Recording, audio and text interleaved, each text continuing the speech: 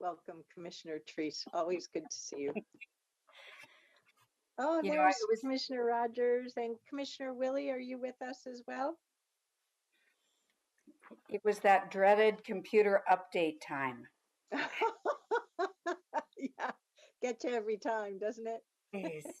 Right. Good morning, commissioners, and over to you, Chair Harrington. Well, good morning, everyone, and welcome to the Tuesday, April 12th, 2022 Washington County Board of Commissioners work session. This is Chair Catherine Harrington, and with me this morning are Commissioners Nafisa Fye, Commissioner Pam Treese, Commissioner Roy Rogers, and Commissioner Vice Chair Jerry Willie.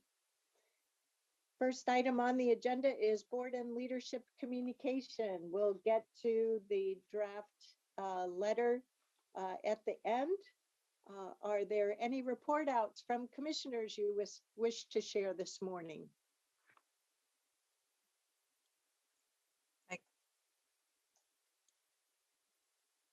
Go ahead, Nafisa. Were you jumping in there? Yeah, I was going to volunteer myself, but you can go Go first. ahead. Good morning, everyone. I do want to point out, it looks like Tanya and I didn't get the eyeglasses memo for today's meeting. It looks like you and myself are the only ones probably rocking the contacts. Good morning, everyone. Last week was pretty good week and super light. But a couple highlights or a few highlights that I do want to make is I had the opportunity to attend Senator Merkley's town hall, and there are a lot of good questions from residents from within Washington County, and really appreciated that opportunity. And then we also had our Clean Water Services Learning Day last week. So I learned a lot. Thank you, Mark, and the team of Clean Water Services. And then one other highlights that I do want to make from last week is the Beaverton Creek encampment update, the 197th and baseline encampment, as many are aware or probably are aware, should be aware, is temporarily closed for, and cleanup took place around March 31st to April 1st. And this is to this cleanup was to accommodate a safety buffer for PG construction projects that's taken along Southwest Baseline Road. And because of that, we've seen in the last few days and a little bit a bit of a micro encampment that have popped up in the area, especially in the right of way, and that have been given people a lot of safety concerns and presenting a lot of really safety concerns for folks. I bring that up because this was a sizable encampment, and I worry about the safety of those individuals that had to relocate. And you know, can't really emphasize enough that can't continue to let people use the streets as a waiting room for as we continue to beef up our housing production and permanent housing. So I'm really excited for PSU's report that got released, and will come up. We'll include some of my updates for next week, but I'm really excited the report that they released, and look forward to learning more about the recommendations that they've put in the report. So stay tuned, and that concludes my update.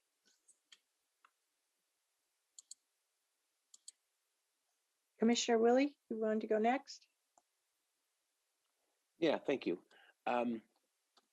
Thanks for that update, Nafisa, on that camp. I think we'd gotten emails on that, but I appreciate your putting some more detail to that, and I would completely agree with you that as I think as the email said, it's alongside a road that's got 50-mile-an-hour speed limit. So you're right, probably not a good place to be camped. I continue to have meetings with Escalante, the organization that owns Pumpkin Ridge, and regarding the LIV tournament. Al Roque joined us last week for the Sheriff's Department, and we had a smaller group, but it was in person at Pumpkin Ridge. And so it was a good meeting. Lots of, again, concerns conveyed. Everyone is agreeing to continue to have those meetings. Probably we'll wait a few weeks before we have the next one, but it'll be an update on what the security organization has planned, and certainly that's the sheriff's, I think, top concern. We also had a little bit of run of show what the tournament's going to look like, and kind of expectations. So I just wanted to let everybody know that we are continuing to meet with them. Mayor Truax has written a letter. I think you've all had a chance to read that letter, expressing his unhappiness with this tournament going on. He brought it up at the Senator Merkley meet and greet that we had last week as well. And I gave that group kind of an update, just like I gave you right now. So we continue to pay attention to that. You know, obviously we can't say no to the event, but we can certainly make sure that it's safe for the mayor of North Plains and all of the residents out there, and that we have a safe environment. So I think that's the top priority. And yeah, Mark, please convey my appreciation as well. Lots of good information out there. I think Kathy's report was the best one. Of course, you would expect to hear that from me, but no, lots of good information. I always enjoy getting together with you and your team because there's so much information there, and it's you're doing a great job. So convey that to the rest of your group, would you? Thank you, Commissioner. Yesterday went to Intel's celebration of their 25th anniversary celebration. It was really the 26th, but they couldn't do it on the last year when the real 25th one was. But it was a good event celebrating, of course, their 25th year in Ronler Acres, and they dedicated a building and kind of a park. It's the Gordon Moore Park at Ronler Acres, and then they, of course, dedicated one of their buildings to Gordon Moore as well. He was one of the original founders of Intel, and just as a refresh, Intel is the name that came out of integrated electronics, and so it's always good to be reminded of that. But yes, Governor both Merkley and Wyden, and of course Congresswoman Bonamici, and then the CEO, Pat Gelsinger. That's a hard name to say. Anyway, it was a good event. Intel puts on great events, and we certainly appreciate the fact that they have invested, I believe it is $52 billion in Hillsborough now. So pretty significant. Tonight, going out to Bank City Council. It is hybrid. I will probably go physically in place and just to update them. And then later on this week, and again, thank you, Nafisa. I am meeting with Sunrise Beaverton, and I believe you are joining me for that. So thank you for that arrangement, getting that taken care of. That's all I got. Go ahead, Commissioner Treese. Good morning, everyone. Last night, I think I'll kind of go in reverse order here. Last night, I attended the CPO1 meeting, and I attended because there was a presentation on the ESPD levy, so I was there in support. They did a great job there. I have also, this past week, I've talked to a couple of you about this. I've been the group that is looking to renovate, and I use that term loosely, the John Quincy Adams Young House has reached out to me, and I'm doing some due diligence in talking to THPRD, talking to Commissioner Fye as the representative to the Five Oaks Museum. I've talked with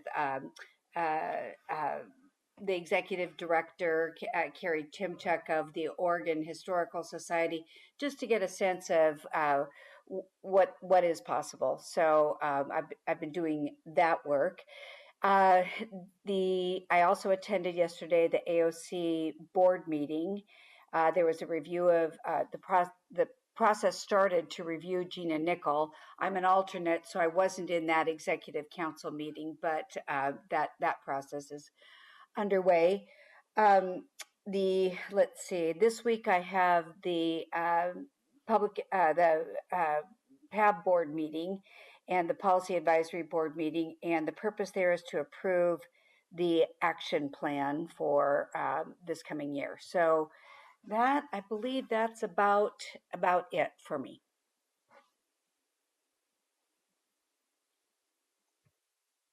How about you, Commissioner Rogers? Not a whole lot. Probably the most interesting things, and Jerry, I would like to hear from you sometime about that golf tournament. I don't really understand it. I understand it's competitive with PGA, and I'm not quite understanding whether if somebody plays there, they're now banned from ever playing for the PGA, or whether it's just an alternative. I don't understand all those interesting. Last Friday morning, a presentation at Work Systems on what's they see in their analysis of jobs coming up, and something that they stress, which is no surprise to me, and I think it's going to happen more, is that a lot of automation going on in terms of the jobs that we're typically trying to put people into. You know, at the WSI, typically Work Systems Inc., you typically are dealing with folks who may not have their high school diploma, or may have just a number of barriers to getting into a good paying job. And with the shortage, with the costs, they were saying that some of their jobs are starting to disappear to robotics, to AI through various mechanisms. My 2 cents in that presentation, just for all your benefit, I've always argued that we need to establish some program to hook up, if you will, small businesses with these applicants. We tend to go to the larger businesses, we tend to go to government, but the greatest source of jobs are in small business. That's where they're at. And they will train if they can find applicants who they think will work with them. And nobody disagreed. They just are trying to figure out how to do that, because that's a much more difficult audience, because you don't have one or two. You can't just go to an Intel who has all these jobs. I mean, you got hundreds and hundreds of employers, but it's alarming. I will just leave you with my comment that it was, if we don't fix this, then what's going to happen is all jobs are going to be exported overseas. It's easy to do now with information technology, and it's a fraction of the cost. Or businesses that I know of are looking to see how they completely mechanize to eliminate jobs. It doesn't bode well for homelessness or our economy if we have everybody out of work. So I guess I'm the canary in the coal mine, but I just think we need to really place some emphasis in that area. I'm not saying us as a county, but everybody, because I think we can get back on track if we just marry up folks a little differently. Beyond that, yep, Mark, you guys always do a good job. 2 operative words: retail, wholesale. Keep that in mind. You know, that's important.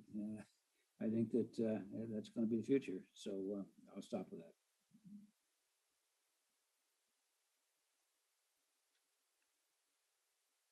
Thank you for those remarks, Commissioner Rogers. I'm not quite at the it's alarming stage. There's a lesson that with the wind farms in Eastern Oregon came good paying jobs for the technicians that need to service that equipment. So as we talk about automation and robotics, let's remember there are jobs there for servicing that equipment and installing it and producing it and so on and so forth. So I'm not sure it's quite as black and white. I think there's opportunity in everything. It's all a matter of how do you make sure that you're able to best take advantage of those opportunities. But thank you for sharing that. It would be good to have update a presentation along the course of 2022 in terms of the role of the county as a participant for Work Systems Inc. and how can we best serve to ensure that the partners that we work with are best engaged with Work Systems Inc. and how do we ensure that the business recovery centers are linking up the small companies that need more trained employees with the opportunities of WSI. So we do potentially have some opportunities there to help. So as for me, I would first like to go back to a couple of items that you, my colleagues, raised up. First with Commissioner Fye and your mention of micro encampments popping up in the right of way and concern for the safety of those folks who were displaced from the 179th and Baseline encampment to other places.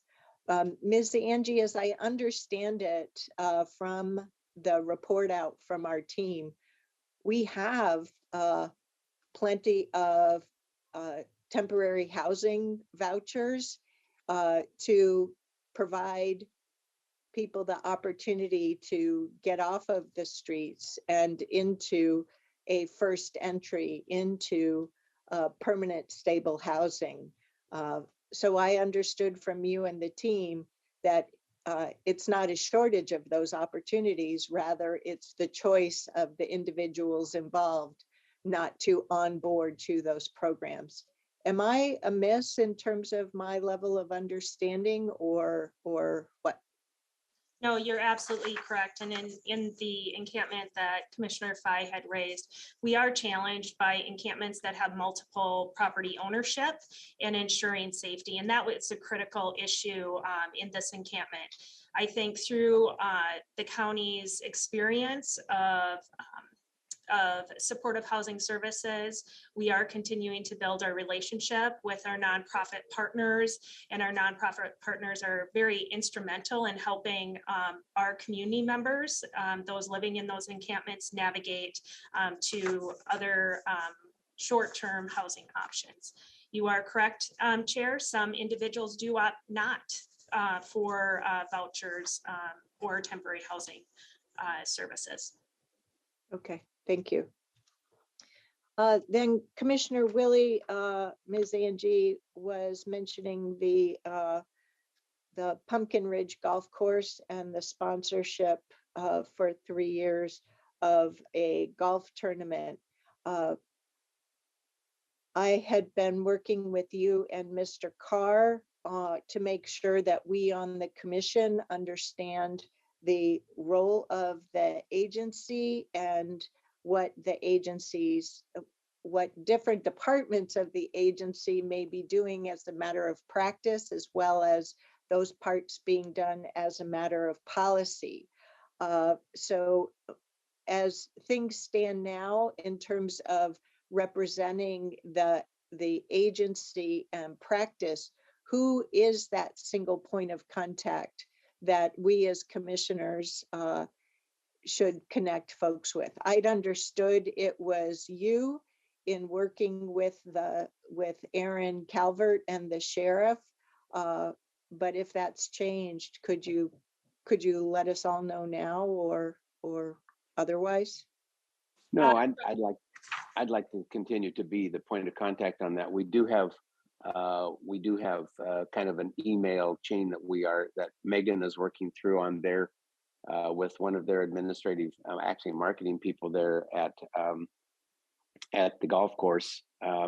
So we kind of have that set up. So yeah, if there's any information that you need, any questions or any constituents that have those, channel those through me and we'll either go back to the group and ask the questions and get more information or be able to respond to them. So I'd like to kind of keep that narrow at this point in time and have everything channeled through Megan and myself.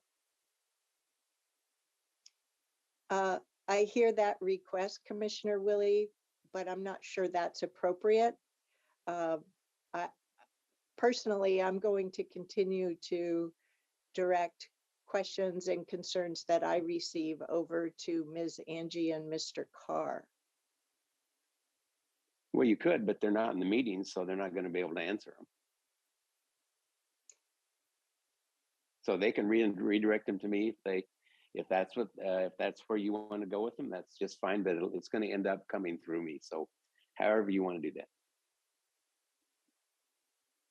In this conversation, I did hear a request for clarity in what is Washington County policy and practice. Since County Council Carr just returned from vacation, I'm planning to connect with him on this. And there is a distinction between what our policy is and what practice is across Washington County departments. Chair, I hear this as a request using this event to clarify that as an opportunity. And as Commissioner Willie had stated, I was involved in the initial meetings. And so myself, as well as Sheriff Garrett and Assistant County Administrator Calvert, continue to be resources to your board. Wonderful, thank you. Can I interject one comment? I really don't understand what role we have on a private golf course, private events, private activities. I'll choose my words carefully. I may not like what some of the sponsors are and what they do, but I don't know that I have any role. And I guess other than if they're asking for police protection or asking for other things, but it would be interesting to understand because my level is about a third of an inch deep where you guys are probably miles. So I really don't understand what's going on. Commissioner Rogers, I'm exactly in alignment with you, right? So that's why it's important that we as a board have the opportunity of a common understanding that is in alignment with the management and legal counsel of our agency. So you're 100% correct that private properties can operate per their business models. And as a government service, we have to support such endeavors within the law. And I'm just trying to ensure that as chair, I do my part to make sure that all of us, all 5 of us, have the benefit of common understanding. I'm not trying to manage the relationship with the Pumpkin Ridge Golf Course or its membership at all, but rather make sure that we as the Board of Commissioners have that common understanding, and that as the board wants, needs to have discussions and representation on different matters, that we have the opportunity of making that decision as a board.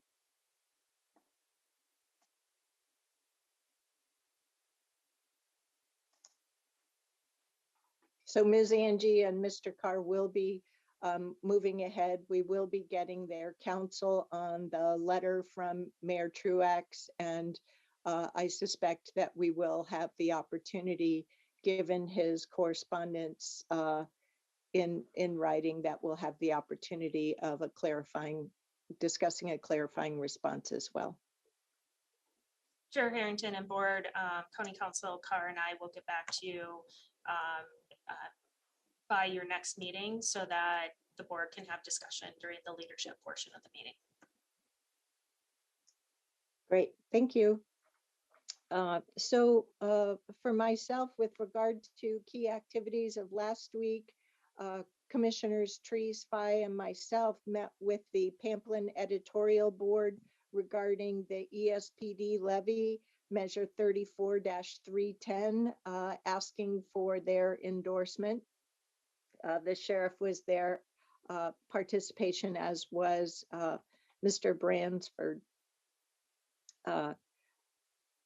I too attended the Senator Merkley Town Hall and local electeds meeting.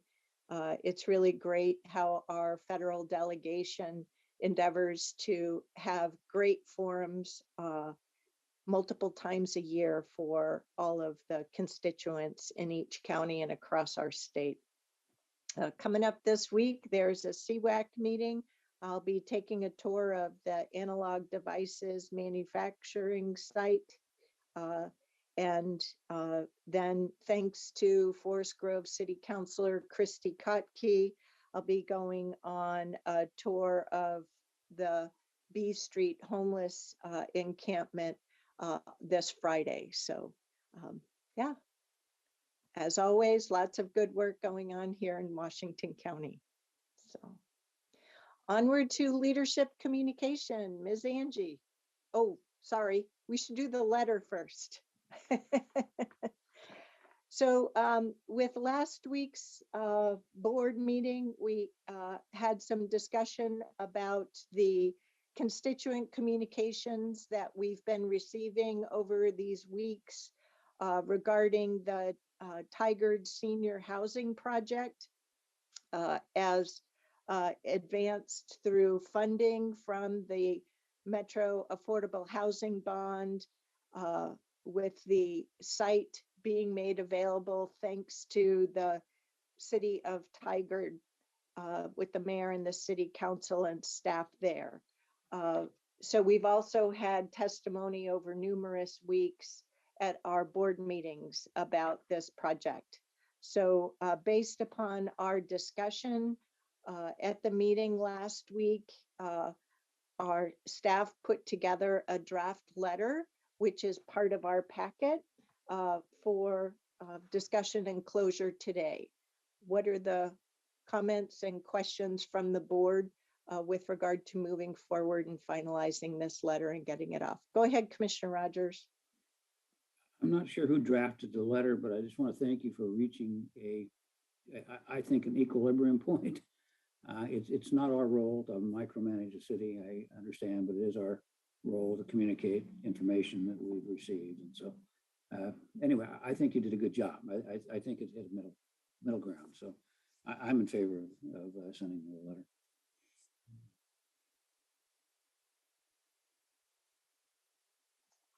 Other commissioners? Commissioner Tree shaking your head no. What's up? Nothing left to add. So are you thumbs up? Yes, yes, thank you. Okay, Sorry. I'm great. sorry. I misunderstood your body language then. Poorly sent. All righty, well, that's it. Commissioners, would you Chair. prefer, Oh, if I could, would you prefer to have each of our 5 signatures applied or mine on behalf of commissioners as it's authored? What do you think, Commissioner Rogers? I'm pointing at you, Chair. I think that's the way we should send out information. Okay, all righty. Ms. Angie, did you have a question? Also, in response to the board's request, we will be taking this content and crafting a response to our community members who did speak in front of the board, and we will use that information and provide talking points if we have future public speakers as well for your board. Thank you. So we'll turn it over to you now, Ms. Angie. Thank you. And I do want to just acknowledge Marnie Kyle and our housing team for putting together that letter. So Commissioner Rogers, I know that they're listening, and kudos to staff as always. Appreciated. Our staff work really hard, and I'm always reminded of their commitment to public service. So I know I appreciate that. This week we had spring snow, and due to the unseasonable cold weather, housing services did stand up emergency shelters last night. The shelters will remain open until further notice, given the low temperatures predicted throughout the week. As you know, the snow accumulated during Monday's commute, and it was particularly challenging for travelers at higher elevations. We're thankful for the work done to clear roads of snow and fallen trees by our Land Use and Transportation Department. And this was also in partnership with ODOT, City of Portland, and Multnomah County.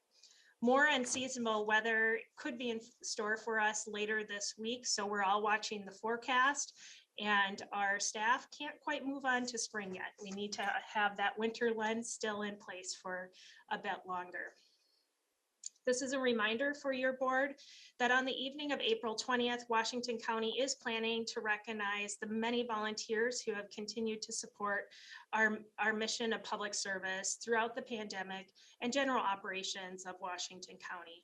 Volunteer coordinators throughout our organization have planned a 2-hour open house event in the Washington Street Conference Center from 5:30 to 7:30. I know I look forward to in-person events and appreciating our volunteers. The event will feature light refreshments, conversation and words of appreciation starting at 6:30 from Chair Harrington, the sheriff, and our district attorney. Each volunteer will also receive a special gift as a token of our gratitude. If there are any specific questions on the event, feel free to reach out to myself or Philip Bransford. And as a reminder, the state of the county will be broadcast tonight at 4 p.m. So this is an opportunity for our community to hear from each of you on the great work that's happening here at Washington County. So I appreciate the teamwork and the coordination that actually goes in behind the scenes to make this event possible. And that concludes my weekly update.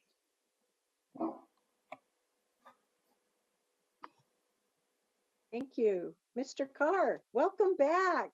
You Thank you. forgot It's to bring the warm weather and sunshine. from Texas. Sorry.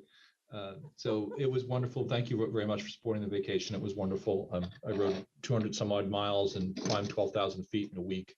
So I'm a little tired, but it's all good. And I was at the IMLA conference over the weekend, which was fascinating. Really good conference, and it's great that not only the networking opportunities, but also great presentations on ARPA and section. I'm sorry, Chair Harrington. IMLA? Sorry, IMLA is the International Municipal Lawyers Association. It's the National Association for Municipal Lawyers.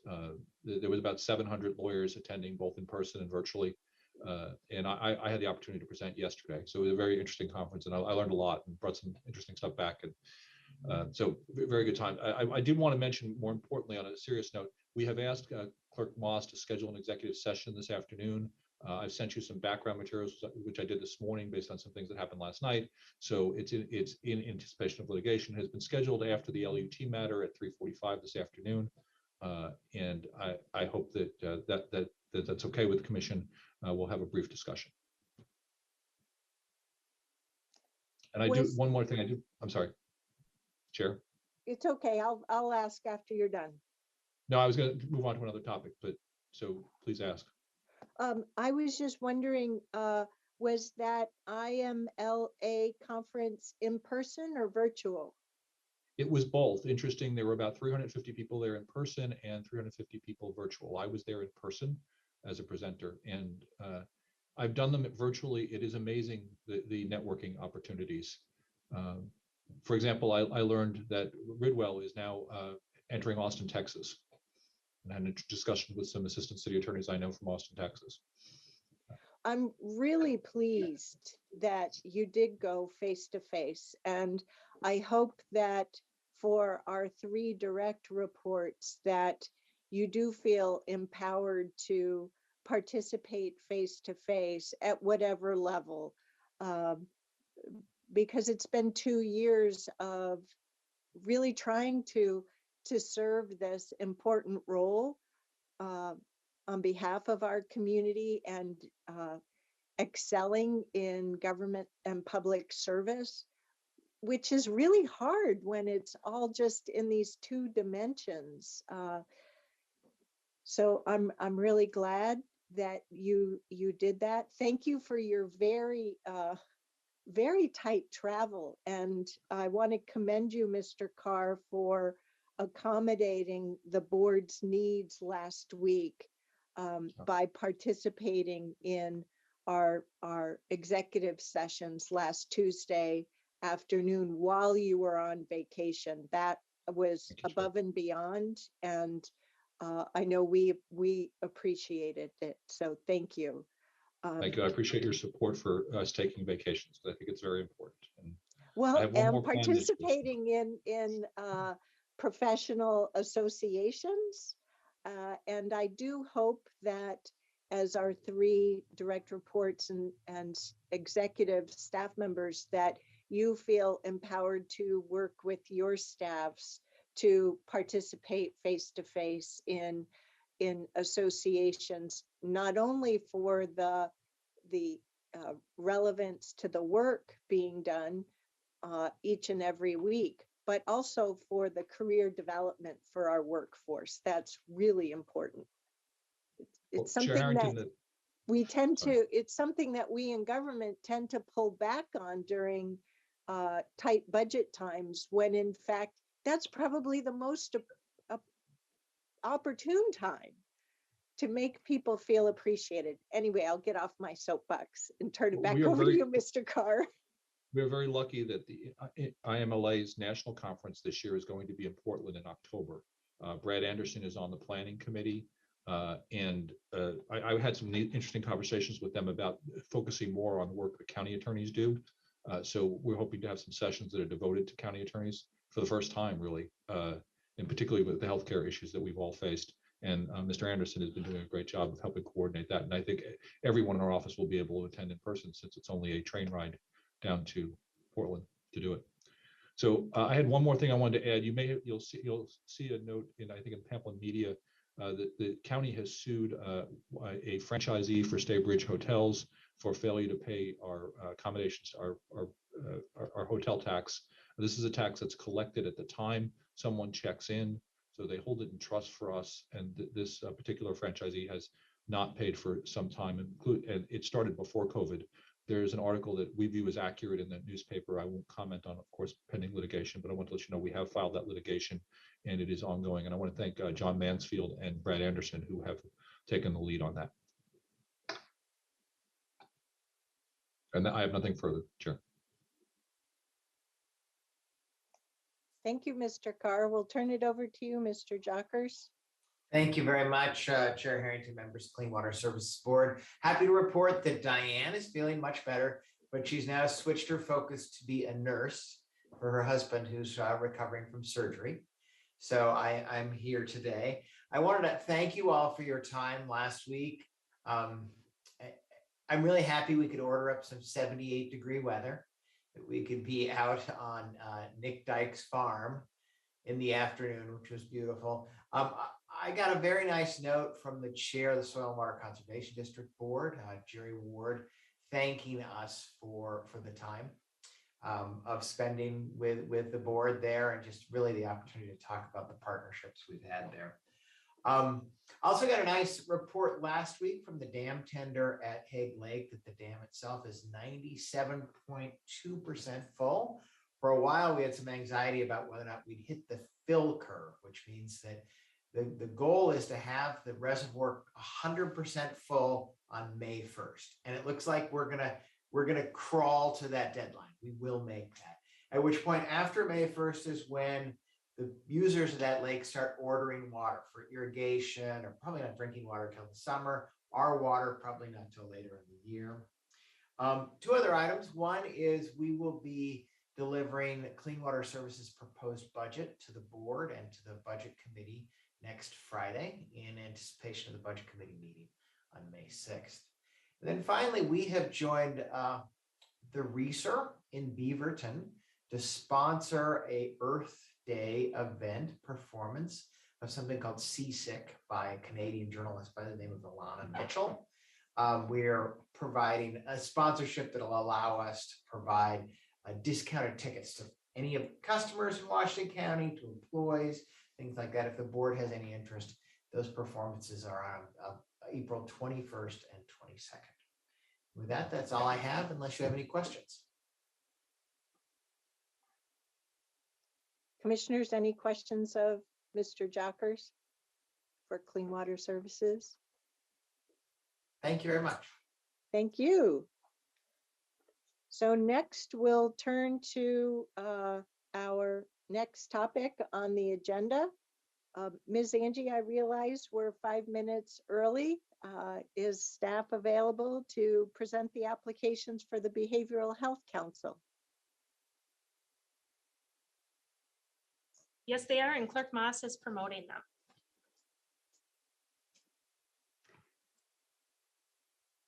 All right. Well, good morning, Chair Harrington, Board of Commissioners. My name is Mira Samantel. I'm the Interim Director for Health and Human Services.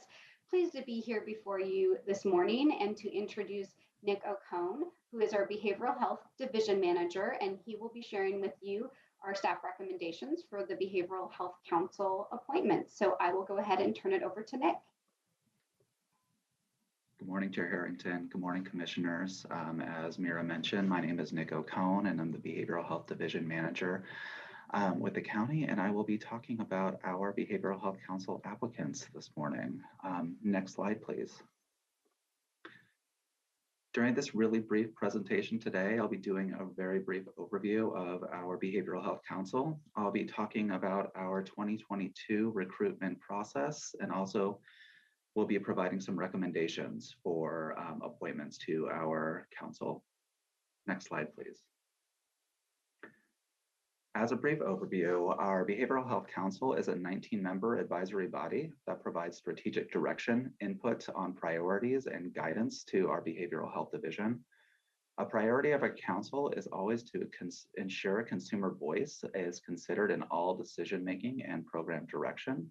And for this reason, we have such strong value on including individuals with lived experience. Many of our council members have lived experience with both mental health and addictions, either as a family member or as a person in recovery.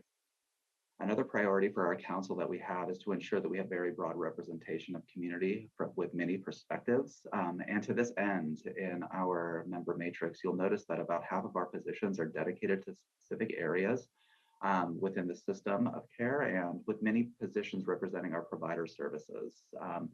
We have several positions representing our provider services because most of the services that our county provides are contracted out to a network of community behavioral health providers, and we really want to ensure that there's close alignment with their priorities. For the citizen and advocate positions, we also really want to ensure that the positions represent unique perspectives from our community members in Washington County. Next slide, please. For this appointment, we had 4 applicants for 5 vacant seats. 4 of our open positions that we had this year are member-at-large positions, and 1 of our open positions was for a consumer of behavioral health services. As you'll see, we had 2 additional applicants that were not included in our recruitment process. That's because we received 1 application from an applicant who subsequently withdrew because of receiving a new position. And there was another applicant that we were unable to reach to continue the recruitment process. Our process as far as recruitment goes is typically to invite applicants to attend council meetings after they've submitted their application, really to provide an opportunity for them to see how the council works and to discuss who they are and why they're coming to the council with the other council members. This year, we had each of the applicants also submit a profile discussing, as I just mentioned, also in writing who they were, why they wanted to sit on the council, so that our council members could receive that additional information in advance of conducting a vote on who they would be recommending to the board today to appoint to the next term. Of the vacancies that we had, 3 were held by current members who were applying for new positions, as is stated here. We have 3-year terms, and each of those members have done a single 3-year term and are applying for their second 3-year term. Next slide, please. So our recommendations today are for our open members at large position is to recommend appointment of Larissa Thomas, Jay Sean Fields, and Colin McCoy. Larissa Thomas is a self-employed medical interpreter and property manager. Larissa is also on the Public Health Advisory Council and serves as their vice chair. Larissa is a Washington County resident in District 1, and Larissa identifies as white and female on her application materials. Jay Sean Fields currently sits on our Behavioral Health Council and was the Behavioral Health Council chair in 2021. He is self-employed as a performance coach. He is a Washington County resident of District 2. And Jay Sean Fields lists male on his application materials and chose not to identify his race or ethnicity. Colin McCoy is a new applicant this year, and Colin is a resident of Washington County and District 3. He is also self-employed, and Colin identifies as white and male on his application materials. Our recommendation for our position for Consumer of Behavioral Health Services is Dave Mowry. Dave is the former executive director and current employee of NAMI, Washington County. NAMI is the National Alliance on Mental Illness. Dave has been a member of the council in the role of Consumer of Mental Health Services for the last 3 years, and Dave identifies as white and male on his application materials. That is the conclusion of our recommendations today, and I'm happy to take any questions or comments from the board. Thank you.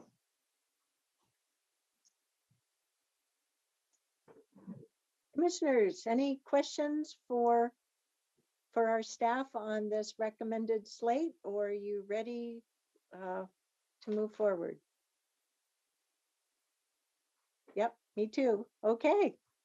Looks like we're all set to go forward with those great appointments. Thank you for the due diligence on that. Thank you very much. Next we have, thank you, Mira, Ms. Samantel. Next, we'll move on to the Washington County Transit Advisory Committee appointments from our Land Use and Transportation Department. Good morning, Chair Harrington and Commissioners. Stephen Roberts, Director of Land Use and Transportation. Chris Steffenbach, our Senior Policy Analyst, is going to be talking with you this morning about appointments, specifically to our County Transit Advisory Committee, and then also use the opportunity just to give a little bit of an update on the work that that committee is doing. So with that, I will turn over to Chris. Hello, Chair and Commissioners. Chris Steffenbach with Land Use and Transportation. Stephen gave an introduction. I think we can move right to the next slide. I can see it. Yeah. So again, as we said, this is we're here really because we need to do a little housekeeping for asking for your approval to update our transit committee appointments. And we're taking this opportunity as well to review the county's role in the development of this Tri-County Public Transportation Improvement Plan that is needed to request the statewide transportation funds for transit, and take this opportunity to review the role of the County Transit Committee, and also let you know about when you will be seeing the recommendations from this Transit Committee in the future and the actions that you'll be asked to take later in a few months. Next slide. So just as a recap, the Statewide Transportation Improvement Fund was established in House Bill 2017 with the beginning of an employee payroll tax. And the revenue funds public transportation statewide. It's targeted to improve service to low-income populations and students, reduce service fragmentation.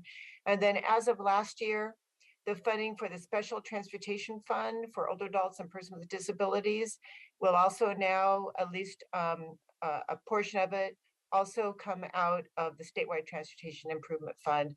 And just so that you know, that won't make any difference for our role. Though application for those funds will continue to be made by Ride Connection and applied for Ride Connection, as they have been doing on behalf of Washington County for several decades. Just to remind you, the available funding we get comes in 3 different sort of types, really. We get formula funds that are generated that are allocated to us from the revenue generated outside of the TriMet and SMART areas in Washington County. And also we've been successful in securing grants. There are 2 types of grants called discretionary and intercommunity. We've been successful in getting those grants. And then we get a slice of the funding that TriMet gets as approved by the TriMet's committees for what's called regional coordination funding. And this is a funding that funds the 3 shuttles that have existed for some time in Hillsborough, Tualatin, and Forest Grove. Next slide. Just here, a simple chart to remind you of the process that we go through for this. If you see in the red box to the left, we at Washington County prepare a transit development plan. This is a requirement of the legislation. And it covers both the near-term priorities and longer-term goals. And we have a transit committee. We had our first meeting last week before last that Chair Harrington chaired for us. And that committee is appointed to advise you on both the development of the transit development plan and on those investment priorities that we ask for the STIF funding. And then also we take those to you to approve not only our transit development plan, but recommend those projects for funding to TriMet. So in the green box, you see TriMet's HB 2017 Transit Advisory Committee.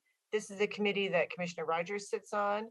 That committee reviews the requests from us and from the other 3 counties, including like all 7 of the transit groups and agencies in Clackamas County, pull them all together and recommend a tri-county plan that goes to the TriMet board. The TriMet board reviews that, sends it off to the Department of Transportation, who reviews it, eventually goes to the Oregon Transportation Commission for approval. The funding comes from ODOT to TriMet, and then TriMet allocates it to us. We are now beginning the process of applying for our 3rd biennium. The funding comes out every biennium. And as I tell our team, we're learning more each biennium. We're getting better each biennium. And I think this has been just a huge learning curve for the entire state as we go through this whole new process. Next slide. So again, the county's Transit Advisory Committee, as I said, it's charged with making recommendations to you for how to those investment priorities with using the statewide transportation improvement funds for those areas outside of the TriMet and smart districts. This includes, in our case, some of the rural transit door-to-door services, for example, the connecting areas to the TriMet district. These are services, for example, that we operate from Banks and North Plains to down into the TriMet district, and for those first last mile connections within the TriMet's district, which is like the North Hillsborough, Tualatin, and Forest Grove shuttles. Next slide. So in 2018, your board first established a committee a transit advisory committee, and this is at the request of TriMet, so that what they're doing, the committee that's required to be established by HB 2017 at their level could be sort of mimicked, mirrored at each of the county levels. So we make sure we have that representation all the way through.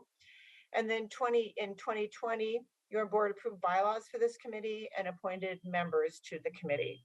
And just to recap, the bylaws established the committee membership of 2 members from the county, 1 elected official, and 1 staff. And the staff member is from our Division of Aging and Veteran Services. And of course, the elected is Chair Harrington.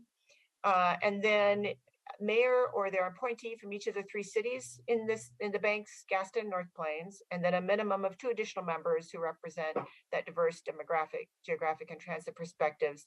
And then for coordination, we have invited representatives from SMART, TriMet, and Ride Connection. Of course, Ride Connection is our public transportation provider for all of this service to join in and participate with the committee. Next slide. So the reason we're really here is because there are a couple of turnovers. One is the mayor, Stephanie Jones from Banks, replaced Mayor Pete Edison, and we want to officially confirm that.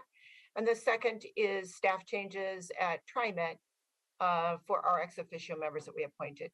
So we're asking we will be bringing this to you for approval, your action on April 26th. So I think I have one more slide, just kind of a next steps. Yeah.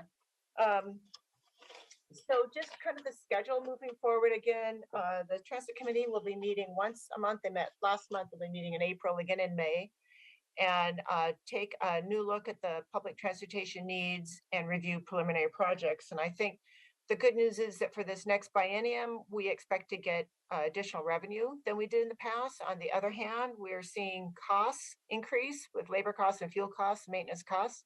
So our committee will work through that.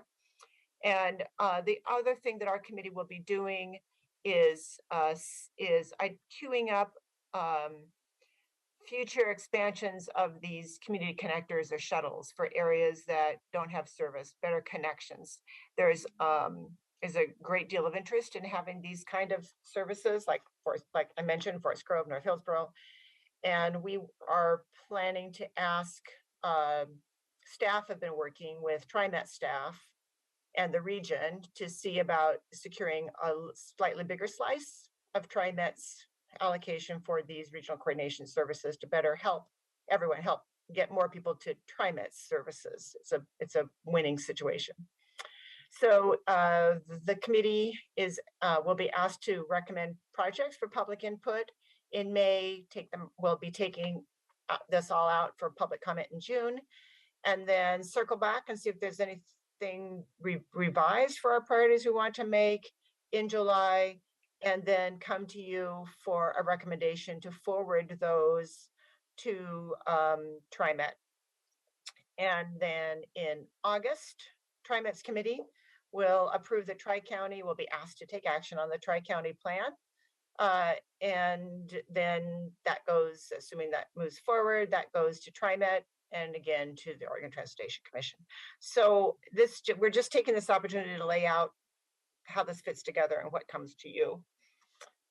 So I think the next one, I feel like I've talked kind of fast, so I'm going to go to the next. Just if there's any, happy to take comments and questions on this.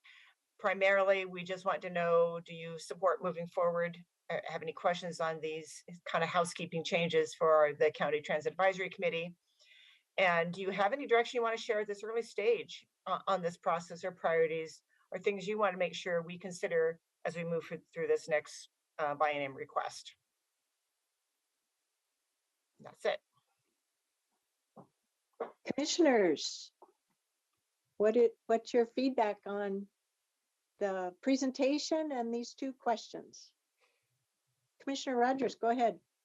Just one quick question. The county has the appointment of a member, which is our chair, and a staff member, and I didn't see it in your presentation, or maybe I didn't catch it. Is that you, Chris? I know. No, it is from the Health and Human Services. You know, we have such an overlap in the transit services and providing the needs for old adults and persons with disabilities that we've always had someone from HHS participate on the committee. It's really helpful. We've really appreciated their input and developing that relationship with HHS. I would just have a simple request then, and that is that I sat in on that meeting as somebody who was just an interested party, obviously not in it. And I thought that the value that you brought to that meeting is very strong. And so I'm hoping that you're not going to just simply say somebody else and you don't participate, but keep at it, Chris. Thanks. Well, I have to say, I think we have a great committee. Well, in fact, Chris and Diami have each been active participants in supporting the committee, bringing us information. And Rebecca Miller was the representative in the 2020 process for this committee. So all three of them have been very much bringing forward information for the committee and fielding questions in the course of its work. Other commissioners, any thoughts or thumbs up? Okay, I'm thumbs up as well. And Commissioner Rogers, I assume you are. All righty. So good work, Chris, as always. All right. Well, thank you. And I have to say that it's a small, but it's very meaningful, this work with Ride Connection. They've been a super great partner and have really, you know, that they're really providing services that people really depend on and provide a great value. So we really appreciate their work, our partnership, and this opportunity. It's been a new role for the county. So thank you. Thank you, Chris. All right, next we'll move on to topic number 4 on the agenda to consider the Tri-County Planning Body Charter and committee member recommendations. This relates to the Metro Supportive Housing Services measure. Please take it away, Paige and team. Thank you. Good morning, Chair and Commissioners. For the record and for the public, I am Paige Spence, and I am one of your Government Relations Manager. And I believe that Josh Kreitz and Jess Larson from the Housing Authority, yes, I see Josh at least, will be joining or are already here to assist me with any questions that your board has. So thank you for joining Jess and Josh, and thank you to your board for giving us some time on your agenda. So to ground us in the discussion, you received a memorandum from me on April 4th via email regarding this topic, which is standing up the Supportive Housing Services, or SHS, Tri-County Planning Body. To avoid any confusion, this is a separate body from the SHS Regional Oversight Committee, which already has been stood up and has been meeting. Both entities, the Tri-County Planning Body and the Regional Oversight Committee, are called for by the 2020 ballot measure that began the funding and programming for our SHS work. The gist of the difference in the roles of these two entities really is in the name. The Regional Oversight Committee has an oversight role, whereas the Tri-County Planning Body is more planning and advisory. And so I'll talk more in our presentation about what that means. Next slide, please. Thank you. So moving into today's agenda, we have 3 topics. One is a quick review of the purpose of the Tri-County Planning Body, and then a discussion of the 2 action items that your board needs to take to stand up this body. These action items are scheduled for your board meeting on April 26th. And so today I'll discuss the details of these 2 action items, entertain questions, and seek a thumbs up to refine the details and bring these 2 items to your board on the 26th. So the first of these action items is adopting the charter, which is the governing document for the body. And the second is to advance a slate of candidates to Metro who will serve on the body to represent our interests. And in this discussion, I will also include a summary of the timeline of how these 2 action items are being taken up by our partner jurisdictions, since this truly is a regional effort. Next slide again, please. Thank you. So first, the purpose of the Tri-County Planning Body, it's mandated under statutory authority. It's contemplated by Section 23 of the ballot measure itself. And in terms of the scope of work, the 3 counties implementing the measure, as you see on your slide, are each obligated to annually contribute 5% of our total allocation from the measure to what's called a Regional Strategy Implementation Fund. And each implementing county has our own existing local implementation plan, or LIP, that your board has adopted, which set goals for how program staff will be using the funds. These plans, the local implementation plans, were developed with input from folks who are or have been homeless, BIPOC community members, advocates, and service providers, and then endorsed by our local advisory groups, adopted by the boards of county commissioners, and then approved by Metro Council. Because the Supportive Housing Services program is so regional, the counties and Metro are creating this Tri-County Planning Body to help coordinate and improve service delivery across the entire region. So the group is going to help create goals, strategies, metrics, and looking at this regional investment fund to address homelessness truly across the region. So the group is not intended to replace the community-centered work embodied in our LIPs, but will help the program be as effective as possible by coordinating across the region. Next slide, please. So moving on to the charter, which is the governing document, that is attached and linked in your board packet for your full review between now and the April 26th adoption. So please let me know directly or through your staff if you have questions on any of the components, which are outlined on the section bullet of substantive content here on your slide.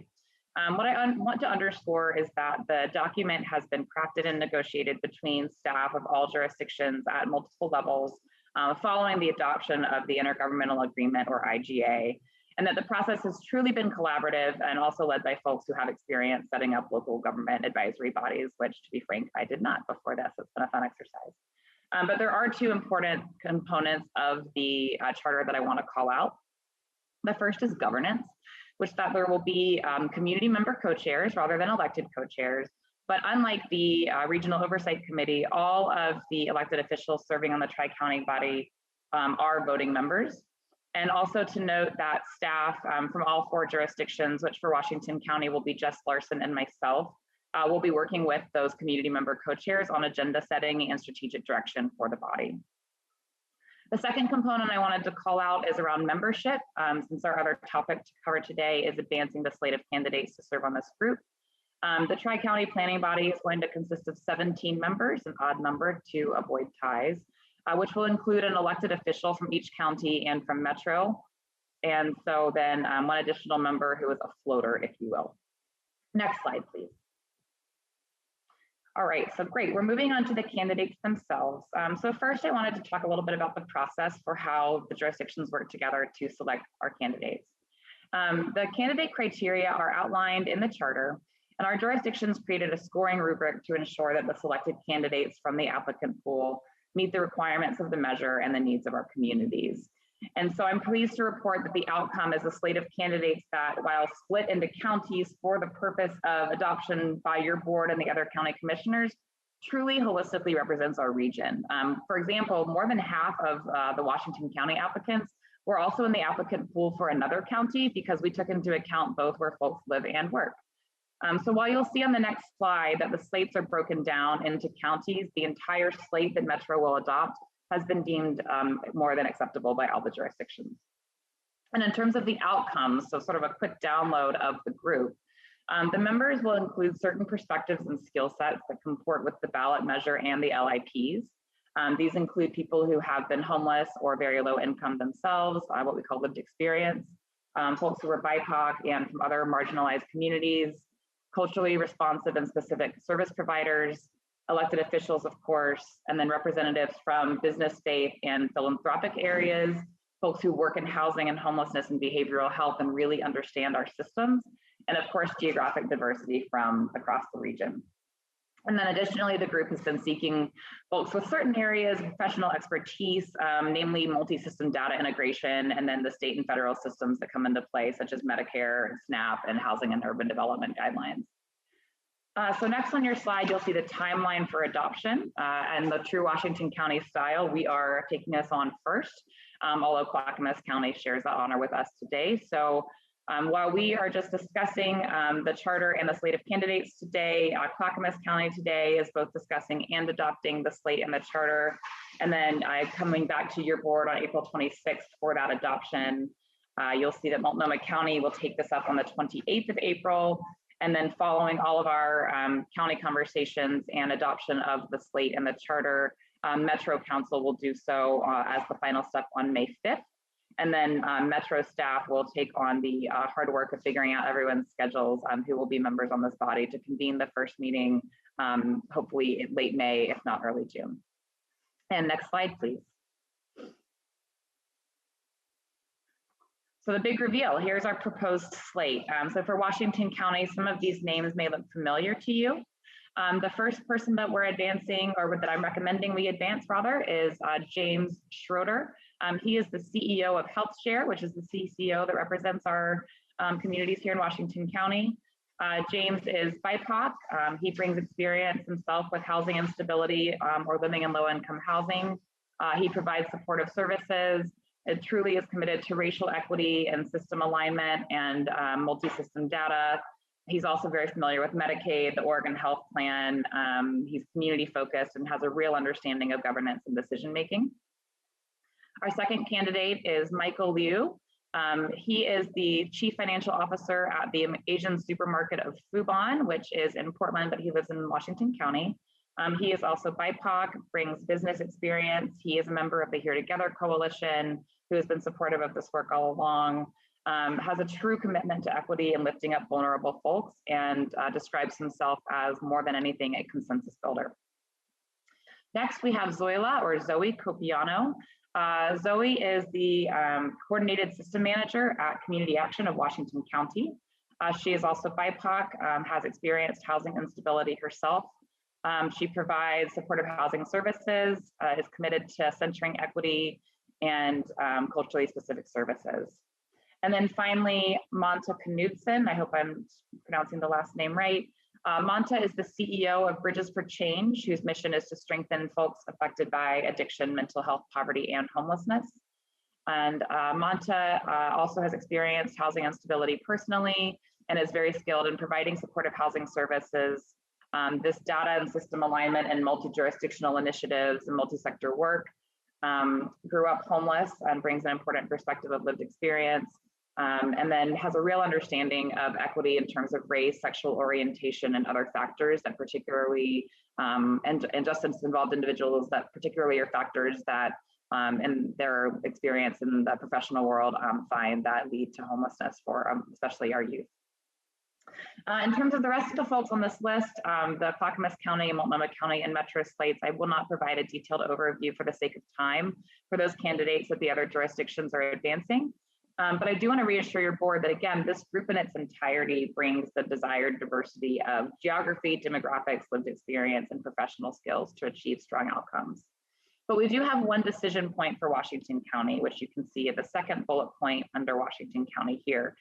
Chair Harrington, who continues to dig deeply and thoughtfully into the policies for supportive housing services and who already serves on the Regional Oversight Committee, has offered to step up and serve on the Tri-County Planning Body. But I wanted to offer Chair Harrington a moment to lead a discussion as to her willingness to step up on this role, or to any board member who may be interested in this role, because it is your board's choice as to which commissioner takes on this work.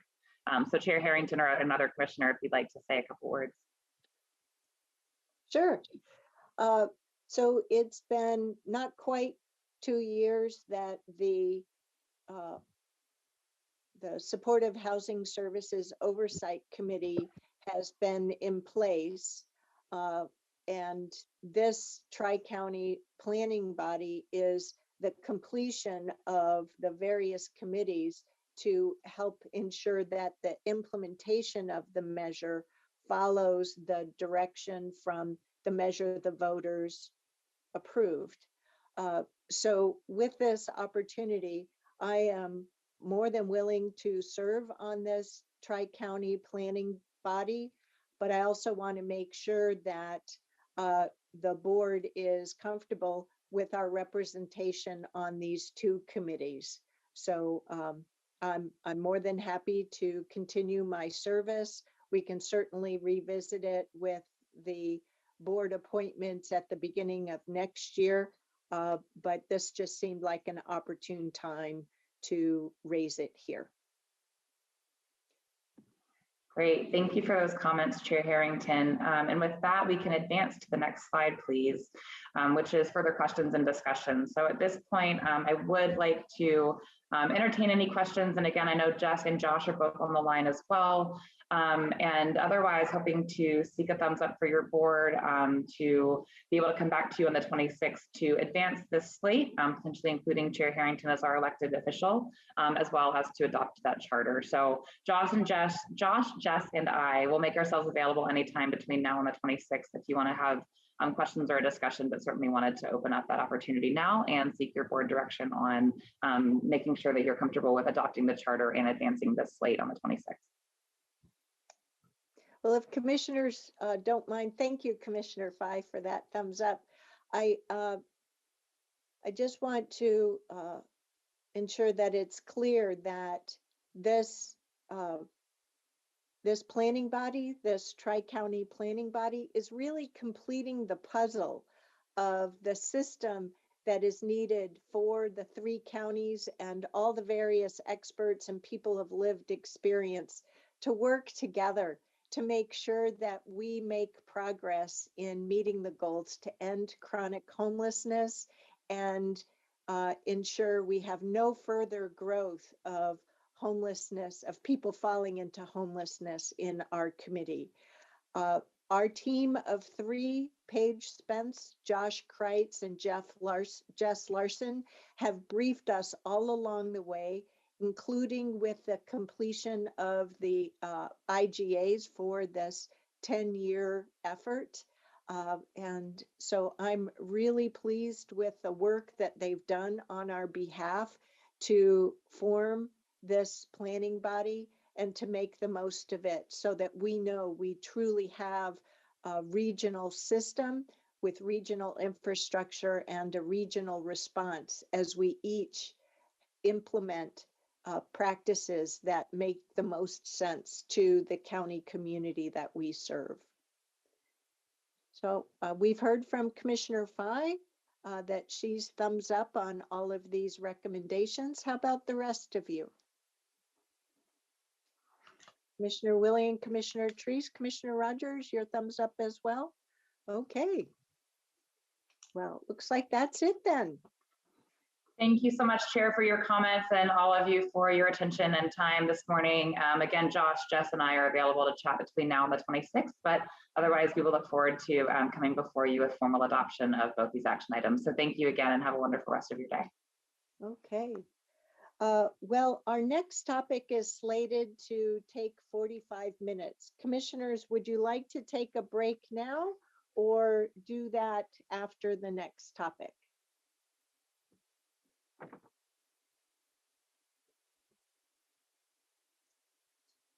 I'd like to take a break. Okay. Yeah, me too. All righty then. Then we'll reconvene here in 15 minutes at 10:31. Thank you, everyone. See you then.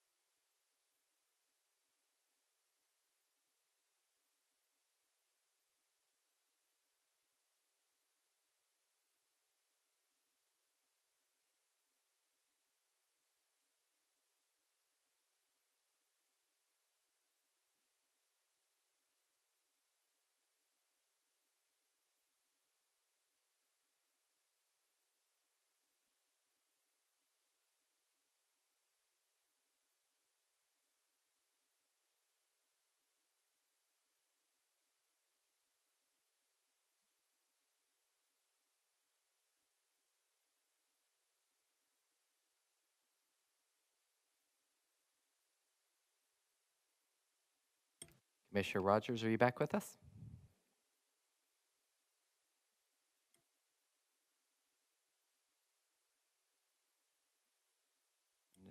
Chair Harrington, are you back with us as well?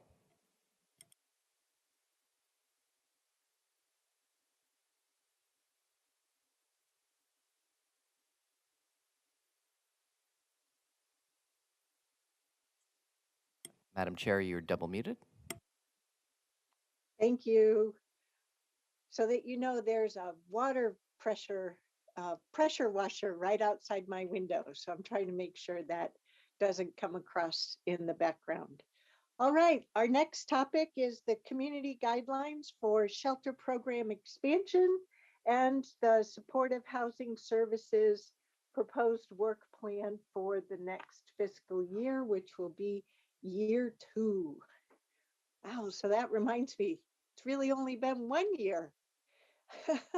I misspoke in our prior topic because we spent 1 year organizing all of it and now 1 year doing it. All righty, well, we'll turn it over to you, to our housing experts, Josh Kreitz, Jess Larson, and Ms. Janine Smith. Well, good morning, Chair Harrington and Board. Josh Kreitz here, Assistant Director of the Housing Department. It's great to be with you. And yeah, it has been a fast and furious last 12 to 15 months starting to stand this program up. So we're excited to be here.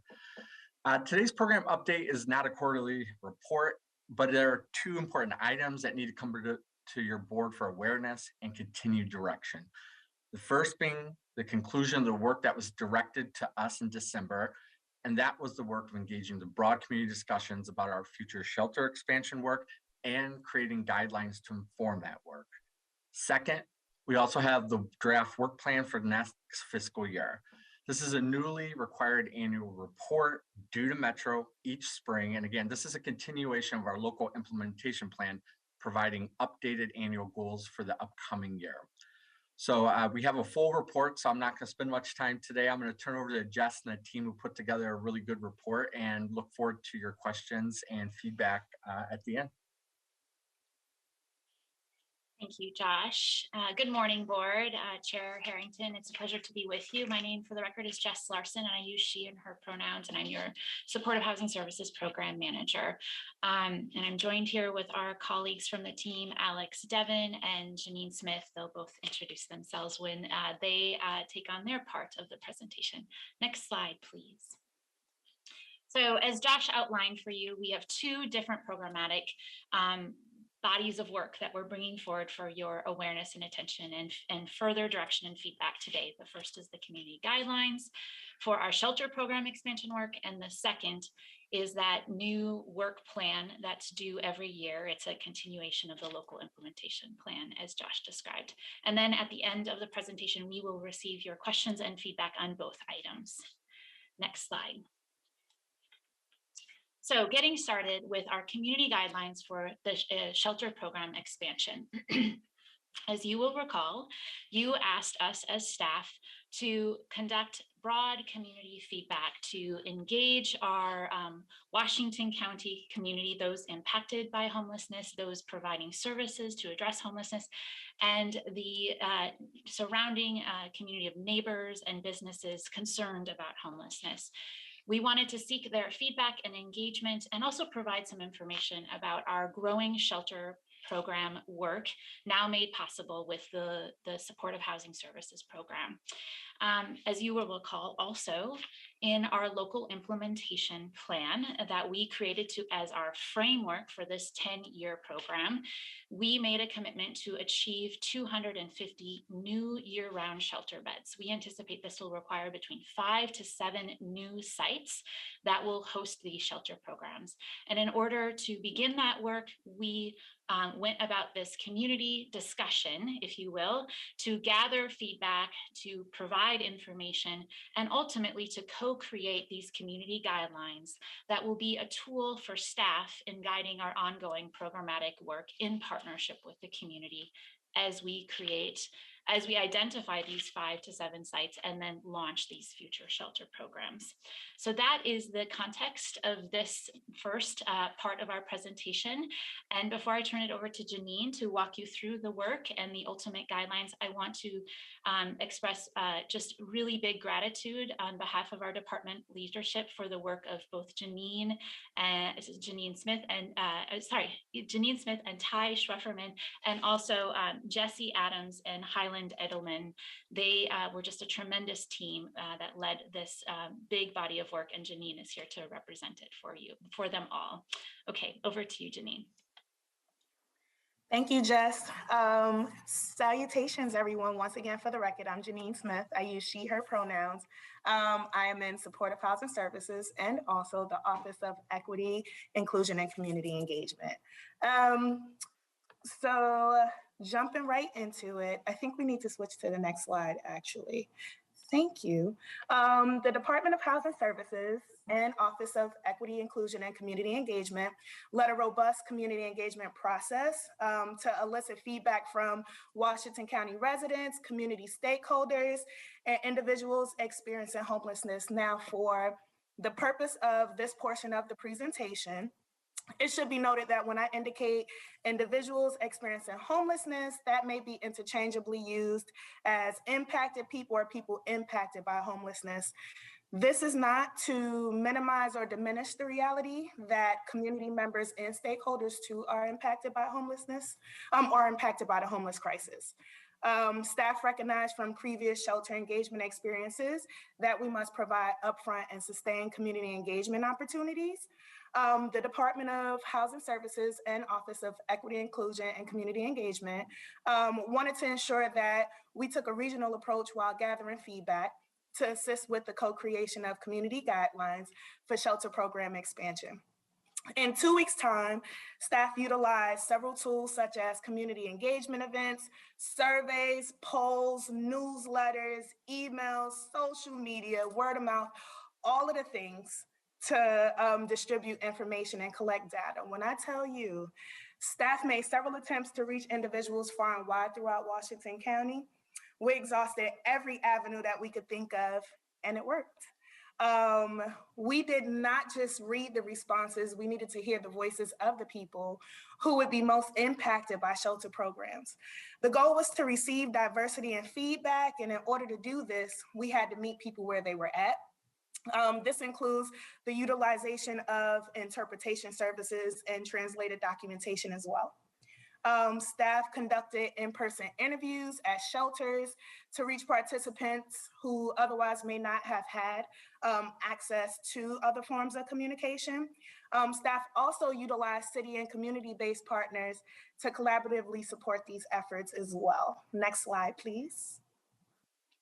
The Department of Housing Services and Office of Equity, Inclusion, and Community Engagement had the capacity to host 4 regional community engagement events, which included Forest Grove, Cornelius, and surrounding areas, Tigard, Tualatin, Beaverton, and surrounding areas, Aloha, Hillsborough, and surrounding areas, and lastly, a countywide event for those who did not or could not attend the other 3 events. Out of the 180 registered participants, we hosted a total of 95 individuals to include, but not limited to, news outlets, city partners, community members and advocates, stakeholders, and individuals experiencing homelessness. During these community events, participants were able to engage in poll questions, breakout room sessions, and surveys in order to ask questions in real time.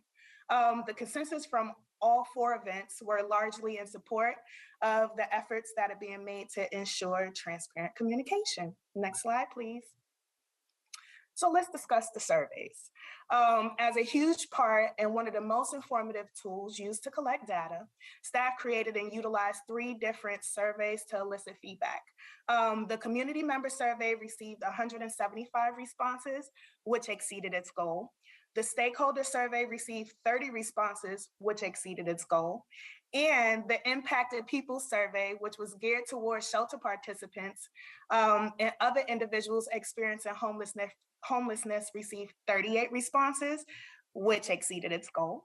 Staff conducted in-person interviews at the Cloverleaf and Beaverton shelters to complete the impacted people surveys. We also used interpreters while out interviewing people as well.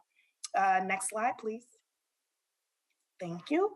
After gathering all of this robust information, the question is, what did staff do with all of this compiled data? Great question. The data was compiled and placed into feedback themes to include addressing the unmet needs in our community. So you've heard about the need to expand up to 250 shelter beds. Staff also heard the need for capital funding to support shelters as resources for the acquisition, rehabilitation, construction, and site preparation as they are limited. We also heard that people need access to support.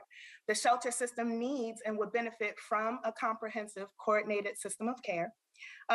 Shelters should be safe. Safety is always a huge concern. Community safety should be addressed through 24/7 person-centered security services. Shelter participants largely feel safer in Washington County programs than being unsheltered, is one of the highlights that we heard while interviewing. Diversity of shelter system options. So creating a diverse and equitable sheltering system with various shelter models and locations can meet the growing need within Washington County. The community should be involved. Community members indicated that it should be important to keep the community informed when future shelter programs are located. It should be noted that many shelter participants expressed how appreciative they were of shelter programs in Washington County. They were so excited, and that was like the highlight of the engagement series for myself. Next slide, please. So now here is the meat and potatoes, the guideline recommendations. The feedback outlined was used to create the following best practices for locating and operating shelters throughout the county. These guidelines will be utilized as county staff and consultants, led property searches, design shelters, and implement programs. Although the community will not be asked every time, a potential location is identified, staff will utilize the co-created guidelines as a tool. These guidelines are very important and is as follows. So access to frequent and reliable transportation. Shelter programs should be located near readily available transportation services to ensure people can successfully access and exit shelter programs. Accessible public transportation is critical to people experiencing homelessness as it assists with applying and maintaining employment, access to education, mental health services, medical services, and meet other needs. Next is access to services, employment, and community resources. Equitable shelter locations would come with low barriers to access services. Access to services assists clients with connection to the community and creates a platform for transitioning back into housing stability. Access to community resources such as food banks, mental health and medical care, outreach organizations, child care assistance, alcohol and drug recovery support, and supportive services assist clients with maintaining stability as they transition. Access to culturally specific services will also be valued as they help to provide culturally competent support to communities of color, refugees, and immigrants. This is one of the items that a lot of people express that they are interested in during our events. Geographic and demographic distribution. Shelter programs will not be concentrated in low income or neighborhoods where a high percentage of communities of color reside to prevent undue burden. Consideration of potential economic or social stress on neighboring businesses and residents will be made, especially in low-income communities. Geographic and demographic distribution will also include a diverse and equitable sharing system with various shelter models such as alternative shelters and congregate shelters and non-congregate shelter models to create more housing options. Attention to local community impacts. Some locations may not be suitable for shelter programs due to the proximity of other sensitive public areas, such as schools, playgrounds, early learning programs, and public parks. All shelter programs will be designed to partner with the surrounding community and mitigate any changes, and any proximity to sensitive public areas will be examined carefully before proceeding. It should also be acknowledged that sometimes proximity to places like public parks and playgrounds and schools can also be a benefit to a neighborhood as well, or to a shelter program as well. Strong program management. An experienced service provider with abundant staffing, training, and management support is critical to the success of a program, ensuring equitable outcomes for program participants in a surrounding community. Therefore, shelter staff will reflect the diverse populations impacted by homelessness. Ensuring equitable community and participant safety. Once again, proactive, culturally and linguistically appropriate and person-centered security services will be considered to prevent over-policing of program participants and help mitigate community member concerns. Person-centered security service should have knowledge of different cultural norms, responses, and impacts of over-policing in communities of color, as well as refugee and immigrant populations experiencing homelessness. Support community livability. Shelter programs will assist with safe storage of personal belongings, monitoring spillover such as garbage, hazardous materials, and sharps from shelter participants, in addition to community members utilizing shelter grounds as a dump site for garbage or unwanted things.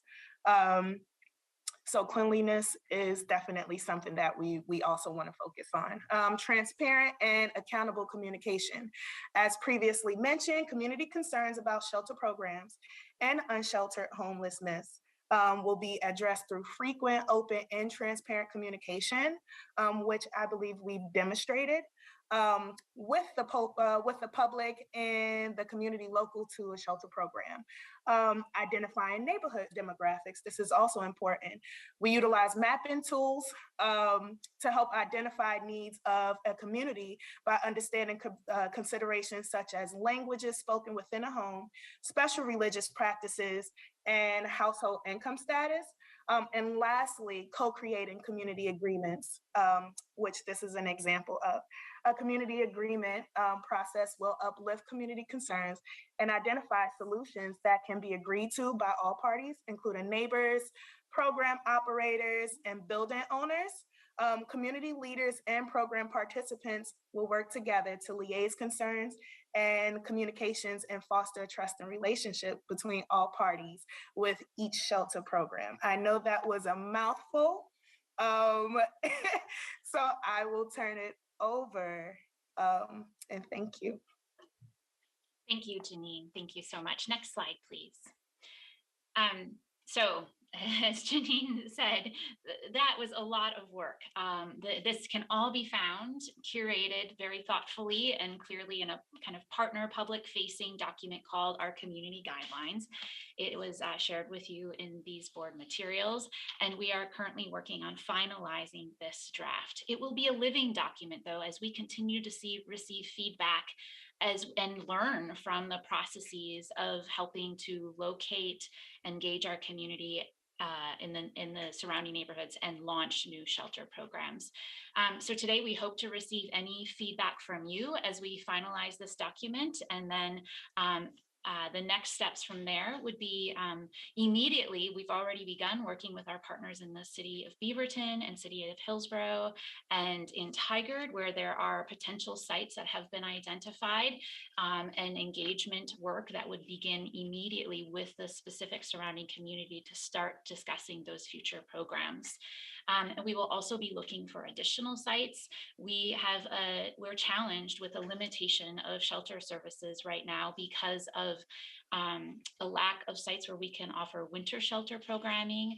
And of course, our goal is to get to year-round shelter programming, but I must be frank and say it'll be challenging even next year to have as much winter shelter capacity as we did this year with the limitations we have around locations and sites. So we will be actively working on citing those sites as well in the near future. And of course, any potential site that meets the criteria that is described in these guidelines will be brought forth for further discussion with that local community before any programming is begun.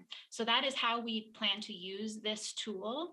And those are the immediate next steps for beginning the work of shelter program expansion in accordance with this emerging tool.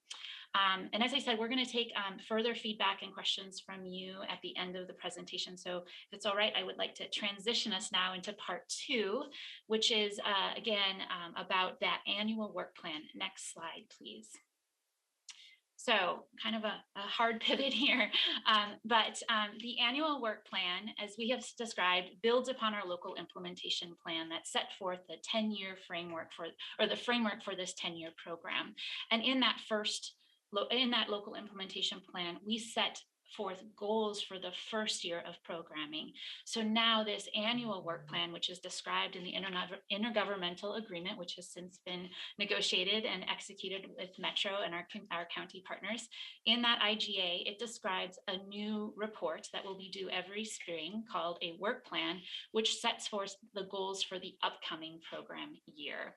And this will be the tool for which we kind of track our progress over the program implementation in the coming year, and then ultimately measure our outcomes against in our annual reports for the subsequent October following a program year. So that is the sort of orientation of the purpose of this work plan. Next slide.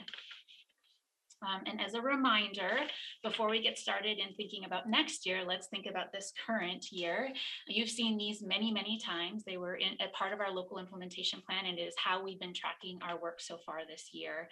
So we set ambitious and yet we hoped achievable goals for our first year of the program, a goal to achieve 500 supportive housing placements in the first year, and a goal to support an additional 500 households with other kinds of housing stability, and then a goal to create 100 year-round shelter beds added to our current capacity.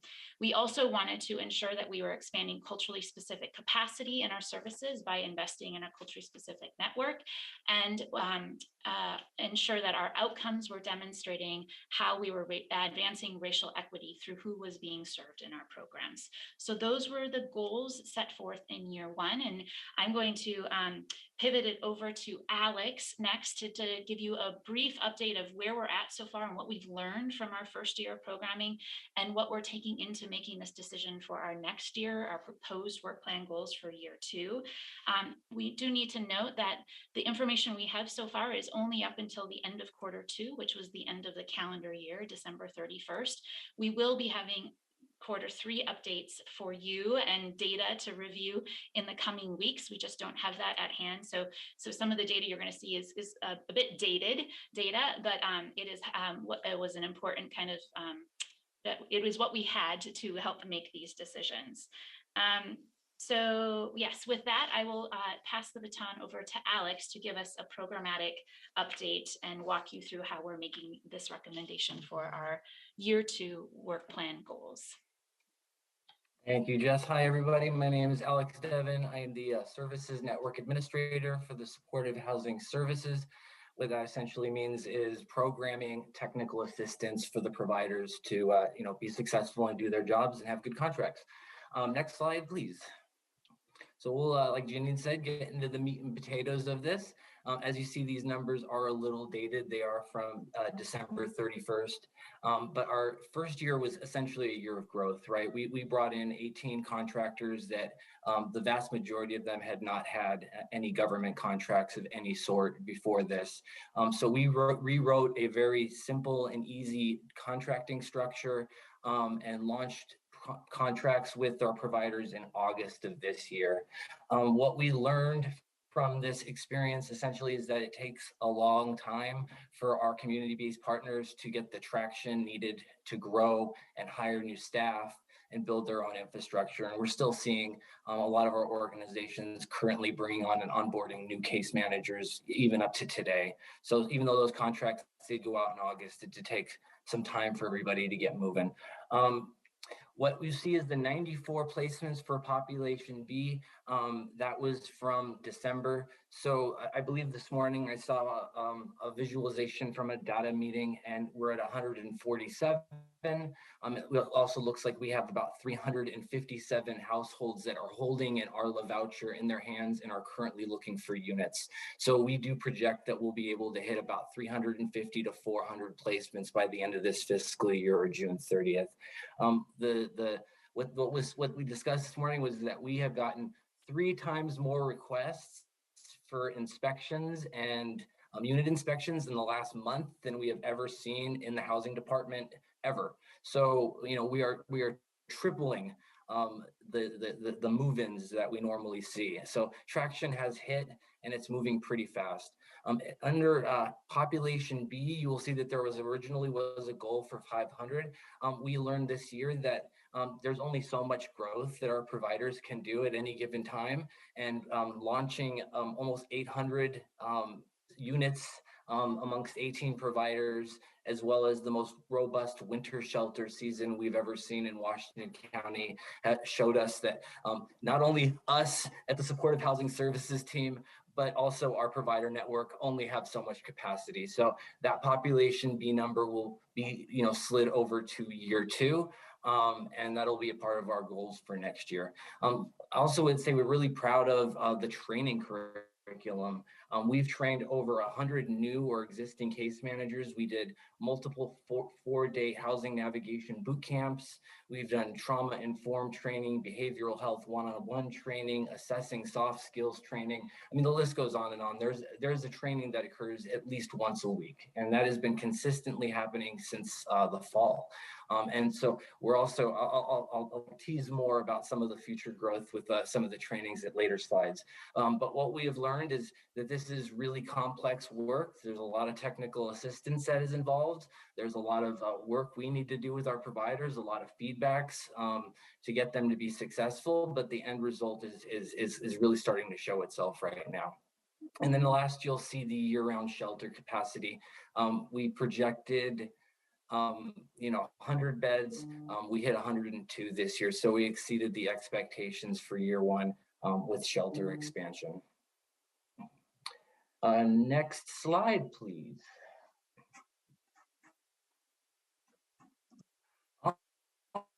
All right, so this is the fun stuff. What are we going to be rolling out next fiscal year? And this is something we've all been working really hard on to make sure that the providers are going to have their contracts before June 30th, so they have extra time to build out their capacity and hire.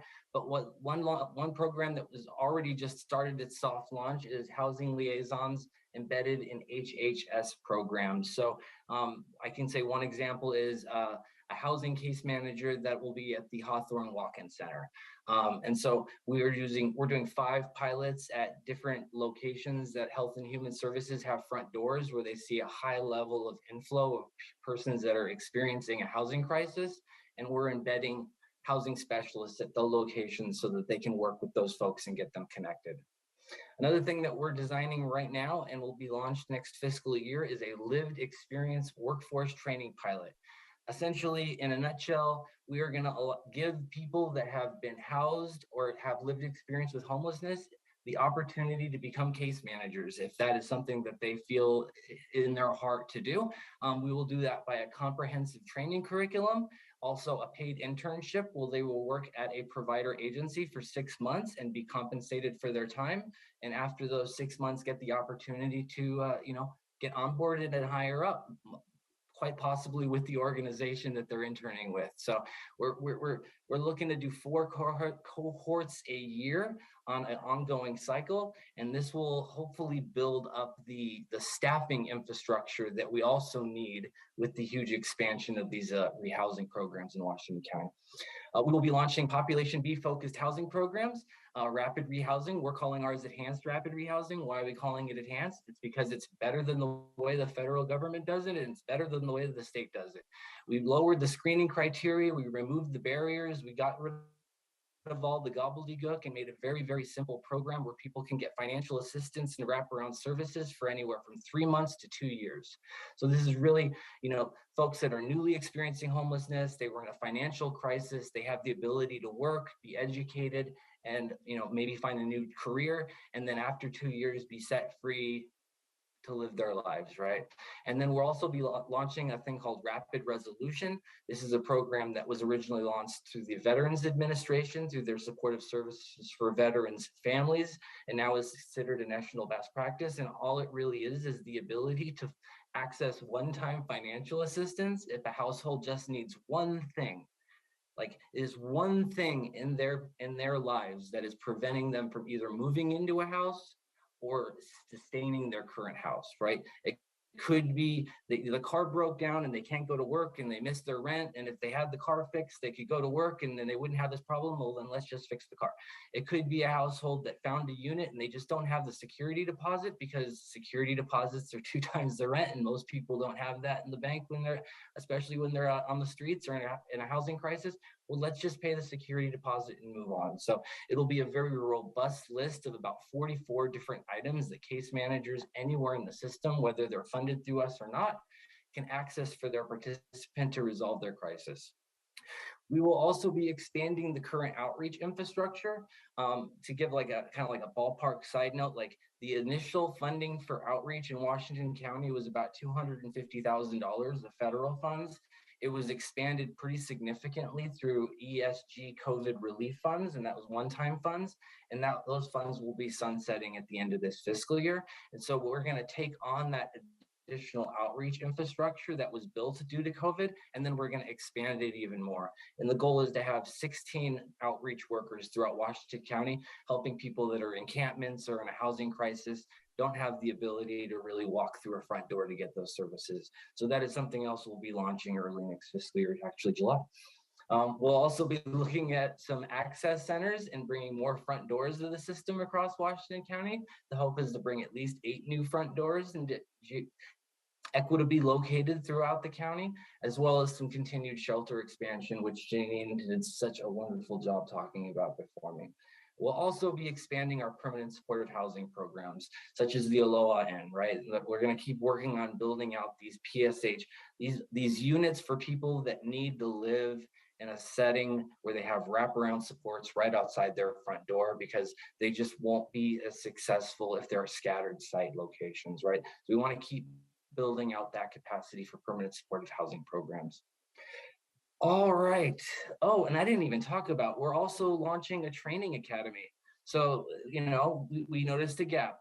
The gap was people need training. Everybody needs training. There's so many trainings. So what are we going to do? We're actually going to launch an online training academy, as well as a library, a resource library.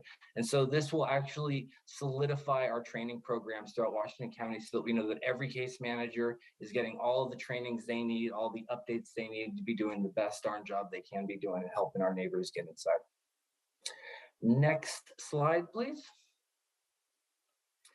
So SHS revenue growth projected. So year 1 projected was 38 million. Year 2 is 50 million. That goes really, really quick once you start putting the numbers together. And it looks like we have just enough to reach the goals that we're projecting here. If you'll see though, that like the vast majority of our funding for the homeless response system in Washington County is through the supportive housing services. About $15 million of that funding is federal. So we would say the actual total revenue for homeless fund programs is about 65 million. The beauty of that though is that a lot of federal programs have a lot of barriers. They make it a little more challenging for everybody. They have a lot of paperwork. It's very arduous. And so we're able to create programs and launch programs that basically eliminate all of the barriers that you would see in a federally funded program, which makes it really much more easier for the case managers and a much more trauma-informed experience for people that are currently experiencing a housing crisis. But this money will also be needed for the long-term support necessary for the 1,665 people that we will have in housing who will continue to need case management services and their vouchers or their subsidies paid for, as well as the 250 program beds across Washington County. So that's about $50 million to support all of that. probably on an annual basis. Next slide, please. So goals for year 2, as you'll see, we're going to double down on population A, or our harder to serve folks, the ones that have more needs essentially, and we're gonna do 500 more next year. We're gonna launch the rapid rehousing programs with our provider network, and that'll be another 400 placements, and then we'll do 200 placements of the one-time assistance. We might need to modify or adjust that mid-year to see how we're doing. If we're using a lot of rapid resolution and it's really successful, we might have to adjust that number. We don't know quite yet. We want to see, keep our pulse on how things are going and make adjustments and pivot as needed. Also the outreach workers. So we will be expanding the number of boots on the ground, right? So this year we brought in 38 new boots on the ground. Next year, we're hoping to bring in 72 more boots on the ground, which will give us around 110, case managers all out there working. And they'll all be working with participants at a 20-to-1 case management ratio. So it won't be a bogged down system where people can't even find their case manager. These case managers have these horrible caseloads and they can't do their jobs. We're giving case managers a very, very fair and easier to navigate caseloads so that we ensure their success, right? We'll also be projected to expand PSH capacity by 100 units in Washington County, as well as our year-round shelter capacity. We want to hit 177 permanent year-round shelter beds and or units by the end of year 2. And I believe that is the programmatic update. I will send it back over to Jess. Thank you, Alex. It's a tremendous amount of work, as you can all see and hear. In addition to those outcome and capacity goals, right? The outcomes are housing placements, people we are placing in housing. The capacity goals are the system's capacity to respond, the outreach workers, the shelter beds, etc. So in addition to those work plan goals for next year, we also have equity-focused goals in our work plan for next year. We aim to add three additional culturally specific service providers to our network of service providers. We have 4 so far on board. We want to bring 3 more on board to expand our capacity to provide culturally specific services. Alex talked a lot about the training. We're going to make sure that that training program, that training institute includes strong equity programs to trainings for all of our providers, whether they work for culturally specific or not culturally specific organizations, ensuring geographic equity in our programs so that there's access and shelter all throughout the urbanized Washington County for folks seeking our services. And last, we continue to set forth a goal and a commitment that our housing outcomes demonstrate that we're advancing racial equity. And what that means is that we're serving at a higher rate people of color in our programs to mitigate the the history of inaccess to housing programs, and not only serving households of color at a higher rate, but also ensuring as good or better outcomes in our programs for households of color. So that's how we demonstrate racial equity being advanced through our programming. So that is the content of our work plan, draft proposed work plan. And so the last slide now leads us into our questions or an opportunity to hear your questions and receive feedback and further direction from you. So first we have the community guidelines. Do you have any further questions or feedback for us as we finalize that draft? And the second question being, does the board support this draft and staff moving forward with the program expansion as we've described? And then the second set of questions are regarding the annual work plan. Do you have any questions or feedback for us as we've developed those goals for next year? And do you support our submission of this report to Metro as it is required for the program? So that is the conclusion of our presentation. The staff stands by to receive your questions and feedback. Thank you. Great information, staff, and thank you for laying this out so well, in addition to including all the documents in the packet. So commissioners, with the 4 of you, What questions do you have about all of this rich information? What comments do you have? And how do you have input to help ensure that we as a body of five provide direction, cohesive direction to our staff? Who would like to go first, or in whatever order? Go ahead, Commissioner Fye. Thank you for using your hand raised feature. Thank you. This was a really great presentation, and I really appreciate the staff, all the work that they put in.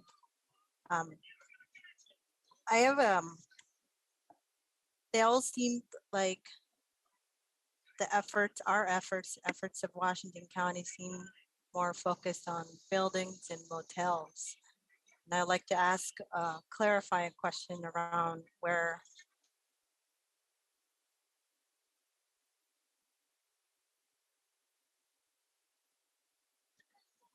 around safe parking. The folks that Brenda and myself visited in Salem said that folks who are in RVs feel like they are, that's their permanent home. So how are we meeting those people, folks who are using RV, where they're at, and what should we be doing around safe parking? And then I read the text. I think there's a part where alternative shelters were mentioned in the document. And essentially, what we're saying is alternative shelters are considered, but we're pushing more towards Congress. And I don't think that's really a good route for Washington County. And I'm not sure if that's what we're trying to depict to our community, that even though folks are expressing curiosity and interest, we're not listening to them. And I'll stop right there to let the staff respond. Well, thanks, Commissioner Fye. I'll take a first pass at your questions. I think what we've heard out in the community and as staff, what we continue to center is that there is a full range needed to serve our population, right? And alternative shelters, safe parking programs, that again is a part of that solution. But as we look at those solutions, we have to engage with our community, we have to engage with our jurisdictional partners and see what is feasible. So one thing that we've really learned is the same amount of effort that would go into citing a, let's say, congregate shelter or a non-congregate shelter, the community engagement, community pushback, discussions about impact communities, the same thing takes place when we have these conversations about safe RV program or alternative sheltering program. So again, we do absolutely see it within the range, but these are just ongoing conversations that we're having broadly with all of our community partners and all of our jurisdictional partners about what's possible. And I'll state pretty clearly, we also need our jurisdictional partners and our community partners to help work with us. Washington County can't instigate every single new shelter opportunity. So I think Jess showed a picture of like the Hillsborough shelter, and that's great because that's the city taking an active role in something that they see as a priority. And that's something that we're able to partner, support, and just move forward on. So that's kind of my first pass at that. I'll ask Jess if there's anything she wants to add to that statement. Thank you, Josh. I think that you correctly reflected that. We do not intend to show any preference one way or the other. In fact, the preference is we need a menu of sheltering types, sheltering program options. So safe parking and alternative kind of camping is very much a part of that menu of options that we need to stand up within our 250 bed goal. And speaking to that shelter program, that Hillsborough is working towards, there is consideration for some alternative style shelter programming on site in addition to the kind of the official building that they've purchased. So we just really want to affirm that both are very much a part of our programmatic priorities.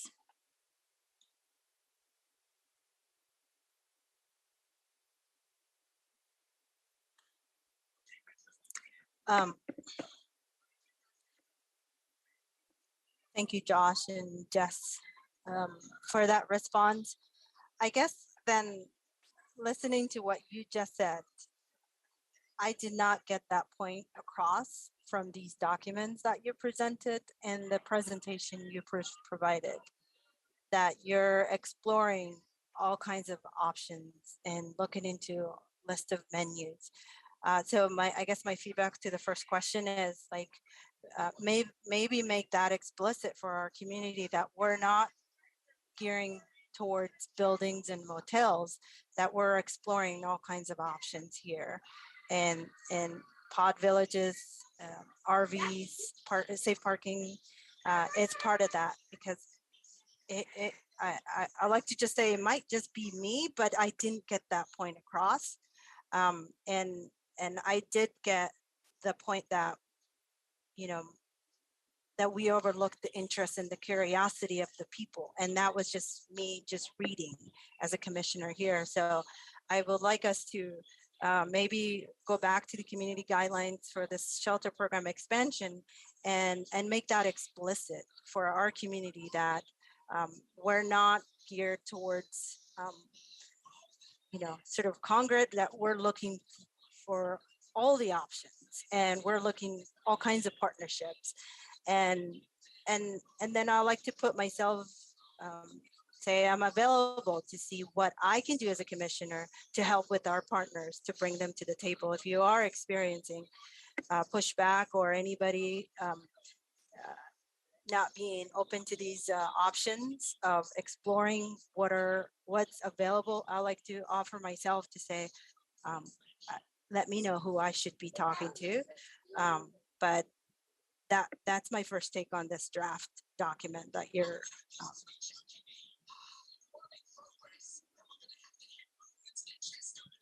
Thank you for that feedback. And I would say, that we are seeing really good partnership from our jurisdictions. There's a lot of great communications happening around all different types of shelter options right now.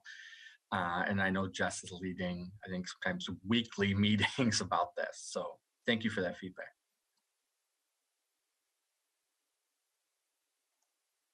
Commissioner Fye, did you have any other comments or questions on the remaining questions? So the first two are with regard to the guidelines, and then the second two are on the proposed annual work plan. Your thumbs up? Okay. Yeah. Thank you, Chair Harrington. Sorry about that. The work plan, you all are doing great, and I appreciate all the kindness and compassion you're providing into this work. And I guess the plan year 2 for the future work plan, I don't think the community guideline changing that would have anything to do, correct? Just want to clarify. That's correct, Commissioner. We can update the community guidelines document with the feedback you've given us, and that does not need to change the work plan document. Yeah, so Chair Harrington, you're correct. You have my thumbs up for that then. Good work. Okay, great. So for you other 3 district commissioners, what are your questions, comments? Go ahead, Commissioner Treese. I just wanted to get my hand raised electronically. So I just want to say thank you for this body of work, and I'd like to call out the equity lens that you've used here, and just say I greatly appreciate that work. It's clear that it has been a guide all the way along, and I just want to underscore my appreciation. So thank you, and I'm thumbs up. Go ahead, Vice Chair Willie. Yes, I officially raised my hand as well. I don't do that very often. Well, this is a lot of information. You did it very well. You have it laid out very well. It is.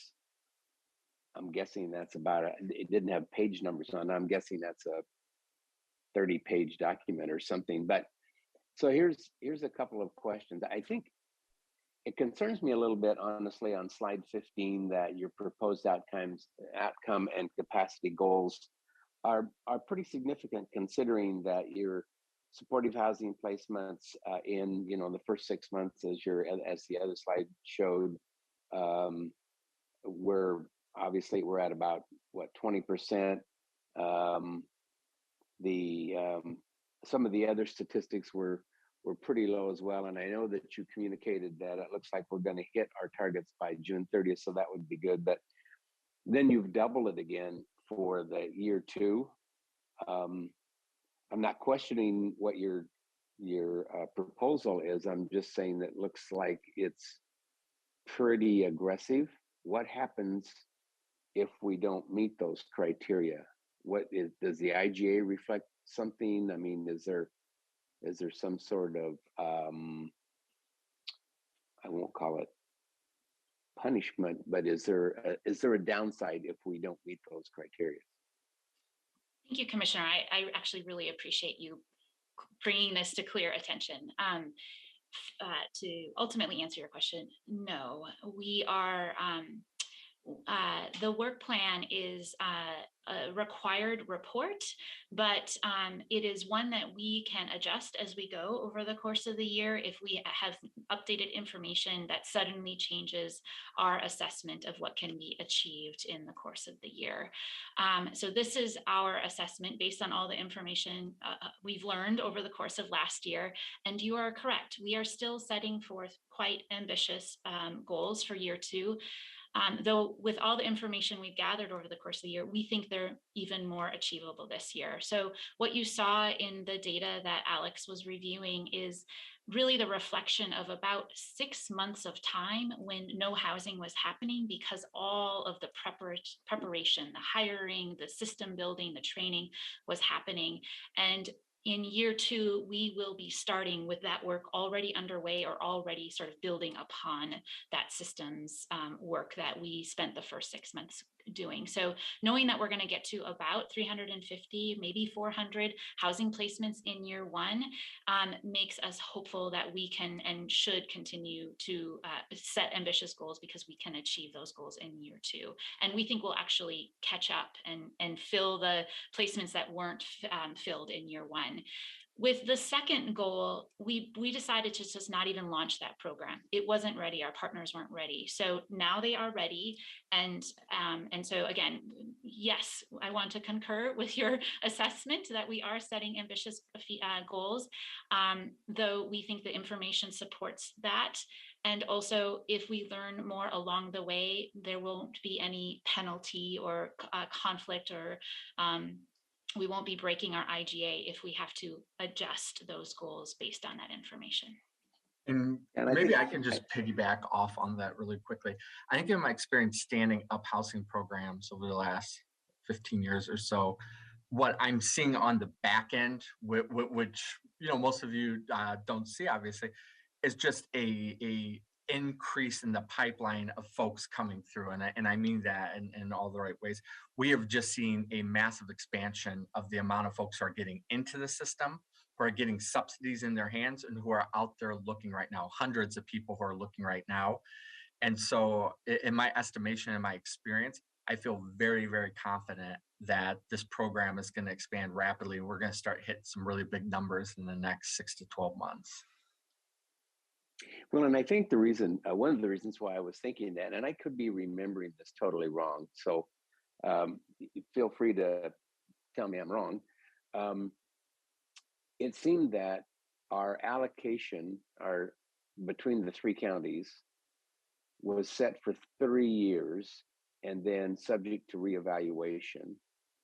And I can't remember what that reevaluation part of it is, but I just want to make sure that our work plan kind of is consistent to make sure that we're kind of meeting the expectations of the oversight committee or whoever would make up the mind on how this is going to be reallocated in year 4 and beyond. So am I totally not remembering this correctly? And does our work plan,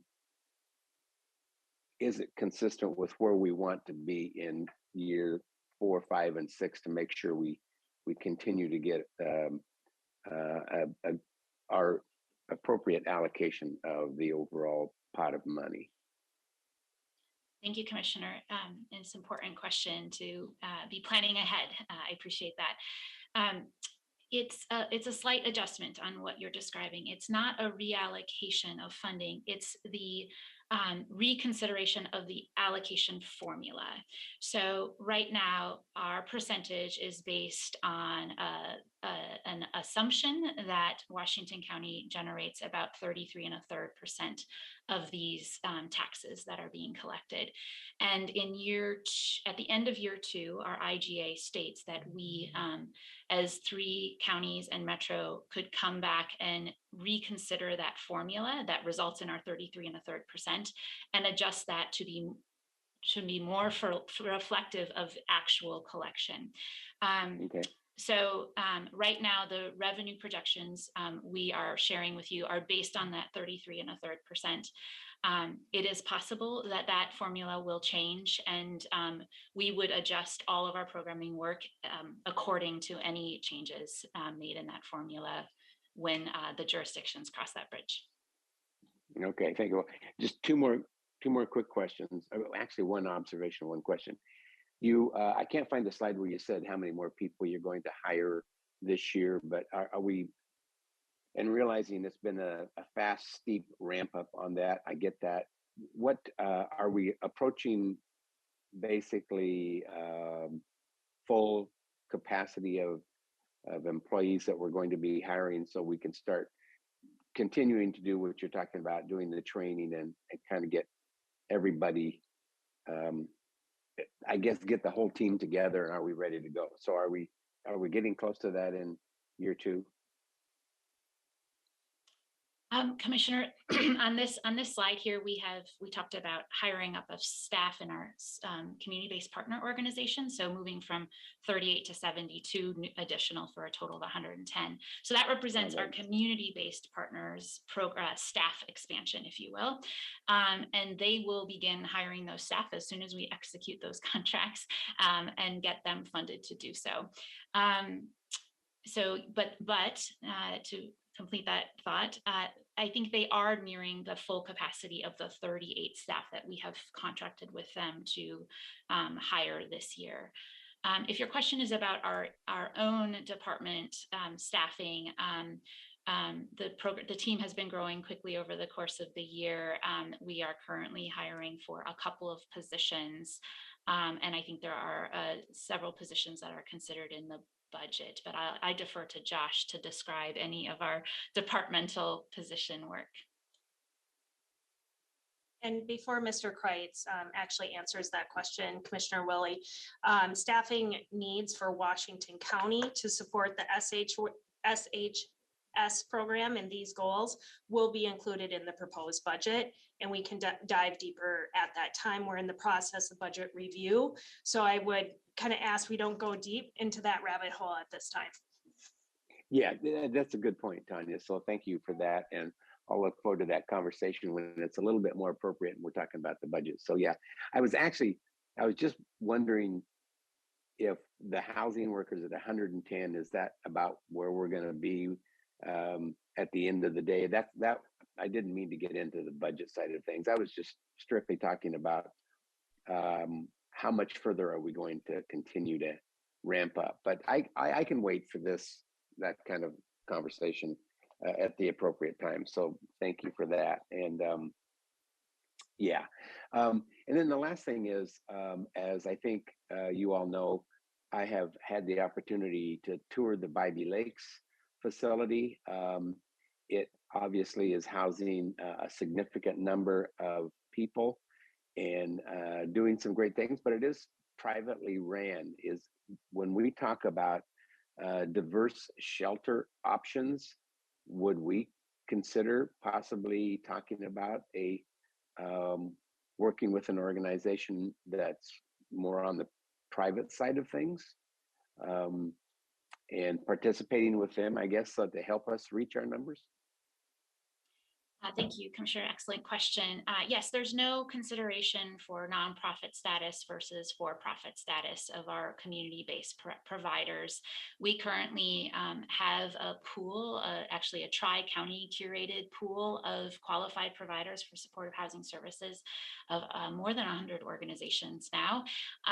That list includes both private and nonprofit partners that can act in service provision. And so really the consideration for selecting partners is more on experience, demonstrated record, and their willingness to do the work according to the contractual guidelines we offer them.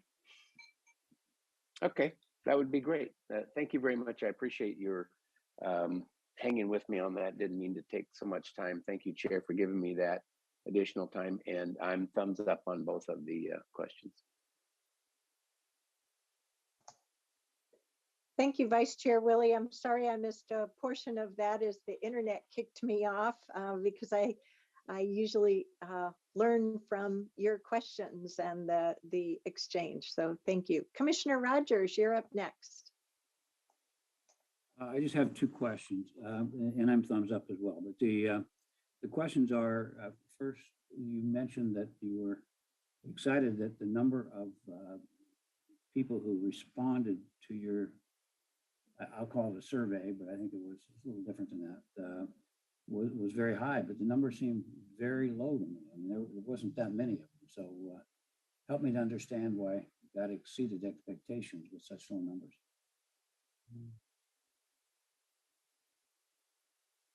I don't know who that's to, I guess.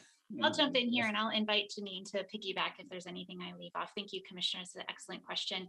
I think we set a goal of being able to speak directly with impacted persons of, I think it was 25 or 30 individuals, and we were able to have 38 full conversations. These were pretty lengthy one-on-one conversations.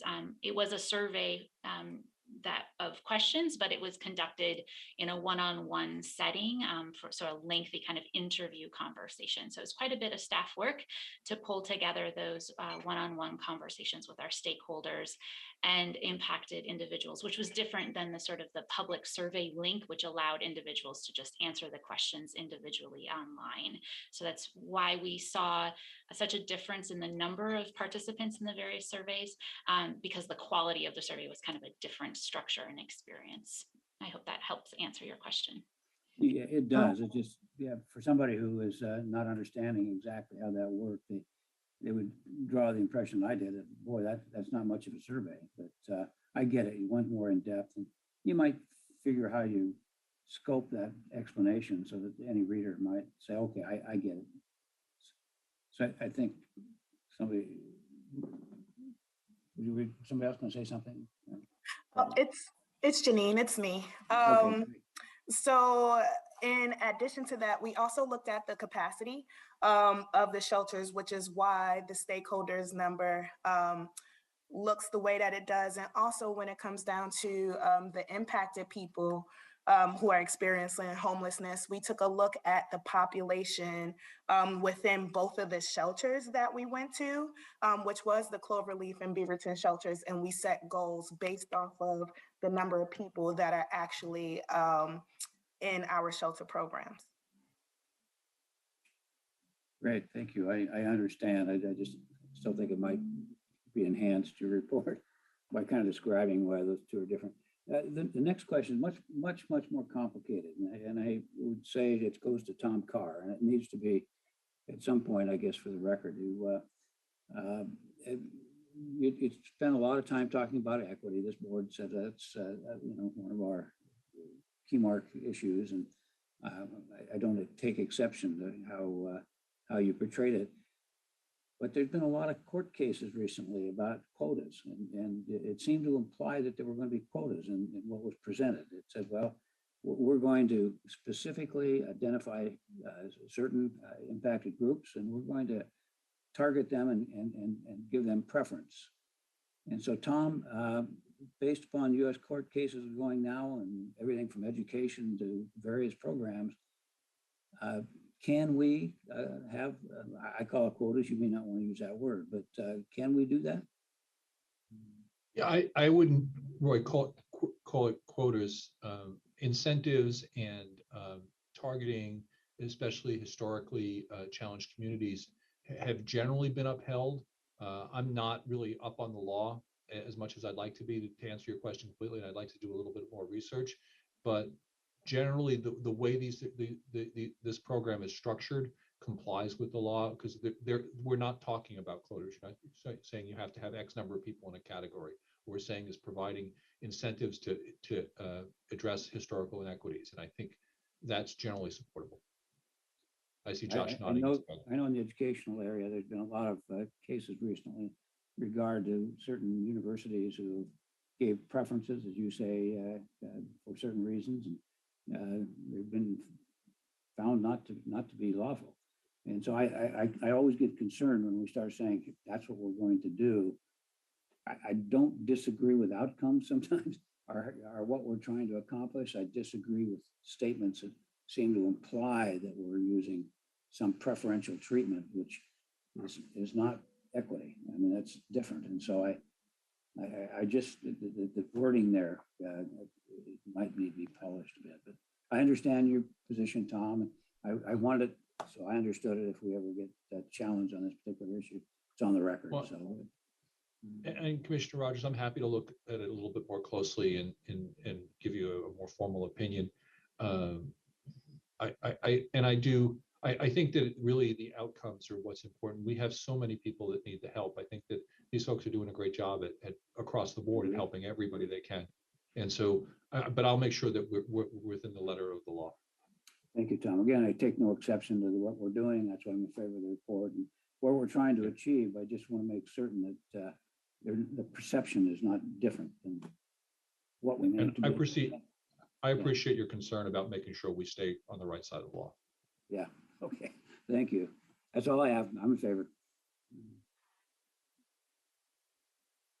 Thank you, commissioners. I appreciate all of that and having the benefit of your questions. So I started with a couple of questions, but I think this discussion has caused me to have a few more for clarification to make sure that I understand what is being proposed and what you're asking each of us to approve.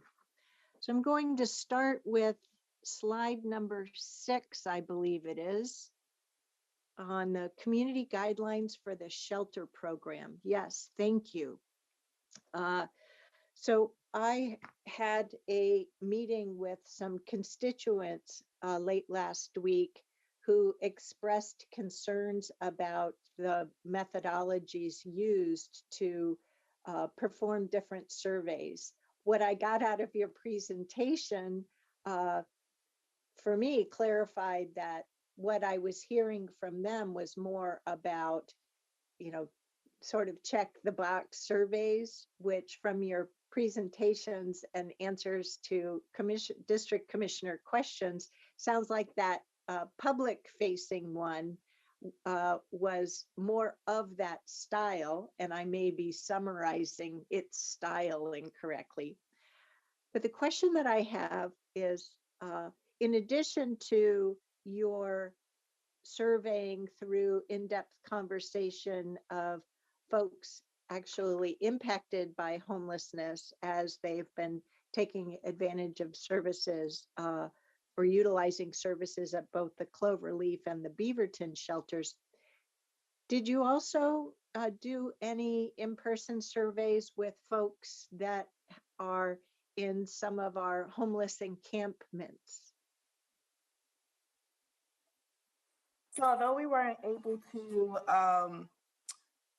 conduct surveys in homeless encampments, we did have individuals who aren't exactly within our shelter programs, but let's say they may go to our the shelter programs to get a meal. And one of the things that we also did was we asked individuals who are participating in shelters, if you have anyone else that you know who's also impacted by homelessness who would like to fill out a survey, please have them come. And so we also had individuals who aren't being housed in our shelter programs, but attended our engagement series. They also helped to fill out surveys as well. So we had random people impacted by homelessness come up and say, okay, well, we do want to fill out this survey. You know, thank you so much for actually listening to everything that, you know, there is that we want to say. And they were really appreciative for that, you know, same as that was a concern that was raised within our community engagement events. So we started kind of filling the chat with our surveys and pitching a survey. So we did reach far and wide. It wasn't just individuals who were at the Cloverleaf or Beaverton shelters. We also had individuals who are currently sleeping on the street. Thank you, Janine. I appreciate that. Welcome. My next question on slide 9, but really goes to the document on in the packet. It's under the next steps category.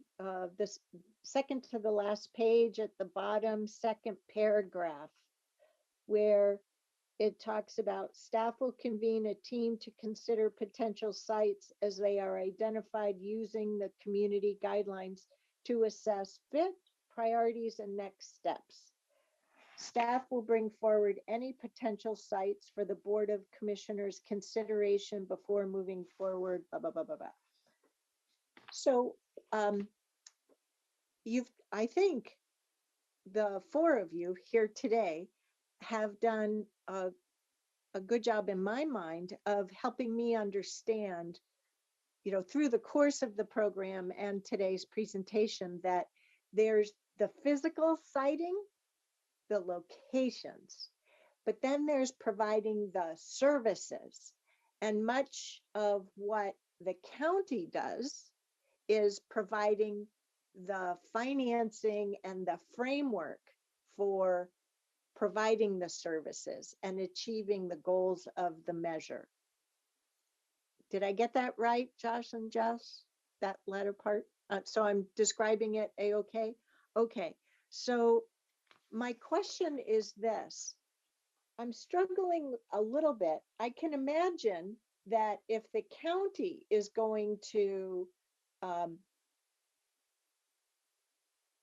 purchase a property, then of course we need to be engaged. But as long as you're engaged with partners using these community guidelines, why do we have, I'm trying to understand, how is it that we would have any authority, and Mr. Carr, maybe I'm reading too much into this, authority over their locational siting? That whole part just isn't clear to me.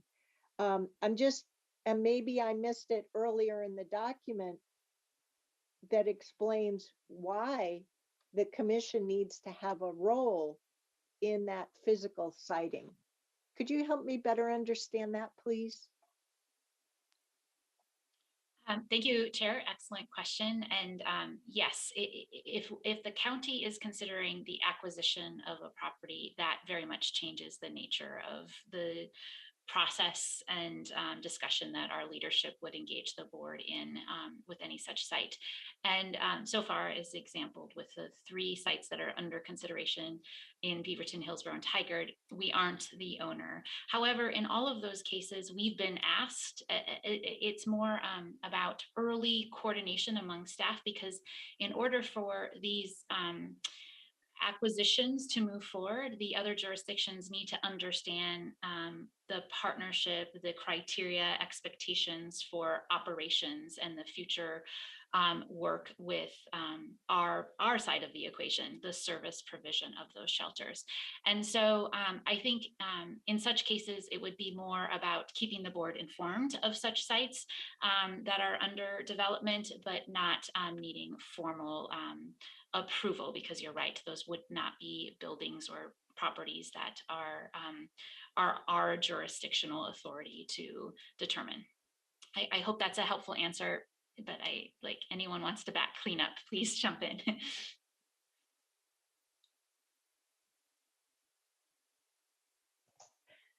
I think what it was I read too much into the word "and" being used as opposed to the word "to" being used, right? Before moving forward, to maintain full communication with advisory bodies and key stakeholders, right? That makes the goal clear to me, and I really appreciate your setting me straight on that. Okay. And in response to some commissioner questions,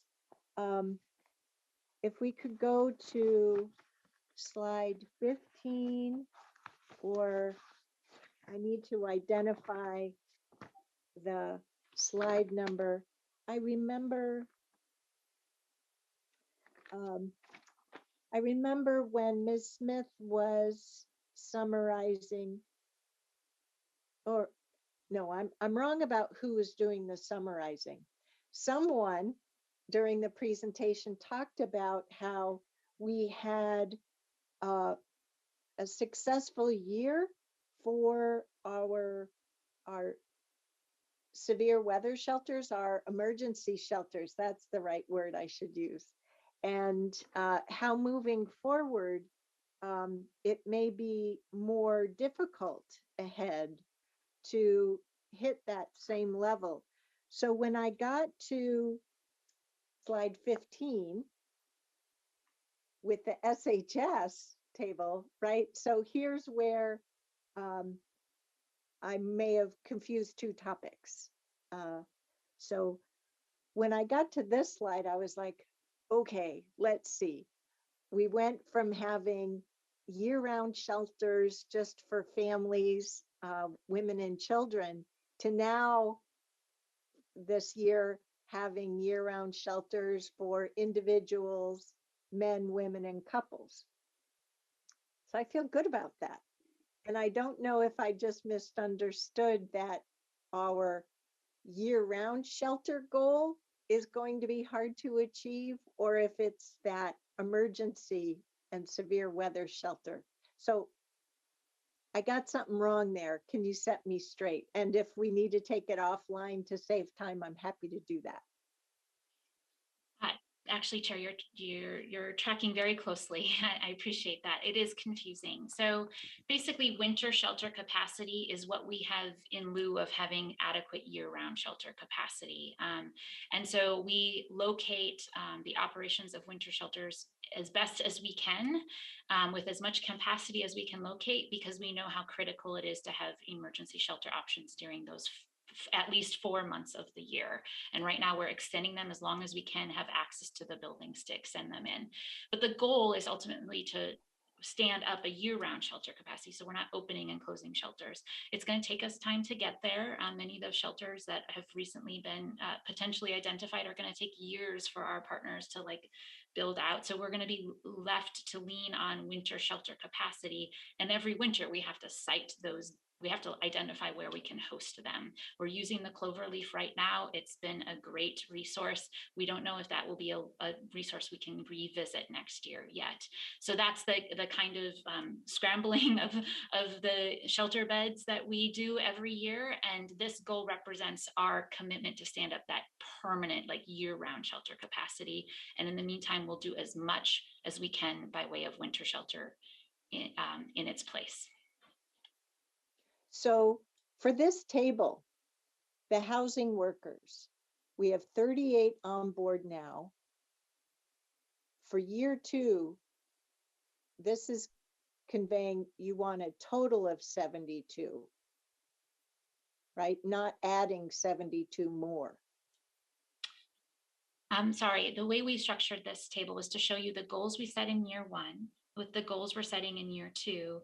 And then when you add up that capacity as is the total line. So it would be adding 72 workers through our contracts with service providers in year 2, which would give us a total funded capacity of 110 workers in the system after year So 2. the reason I use that as an example is to make sure on the year-round shelter capacity, we achieved 102 year-round.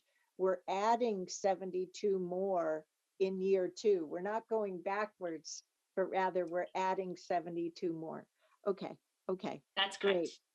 Okay, but for the emergency year-round, emergency winter shelters, we hit a certain capacity, but that's an annual effort. Got it. Thank you. Phew.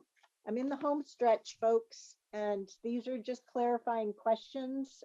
So hopefully it'll be quick. Okay. Well, number 4. So yes, I think it was on the equity lens.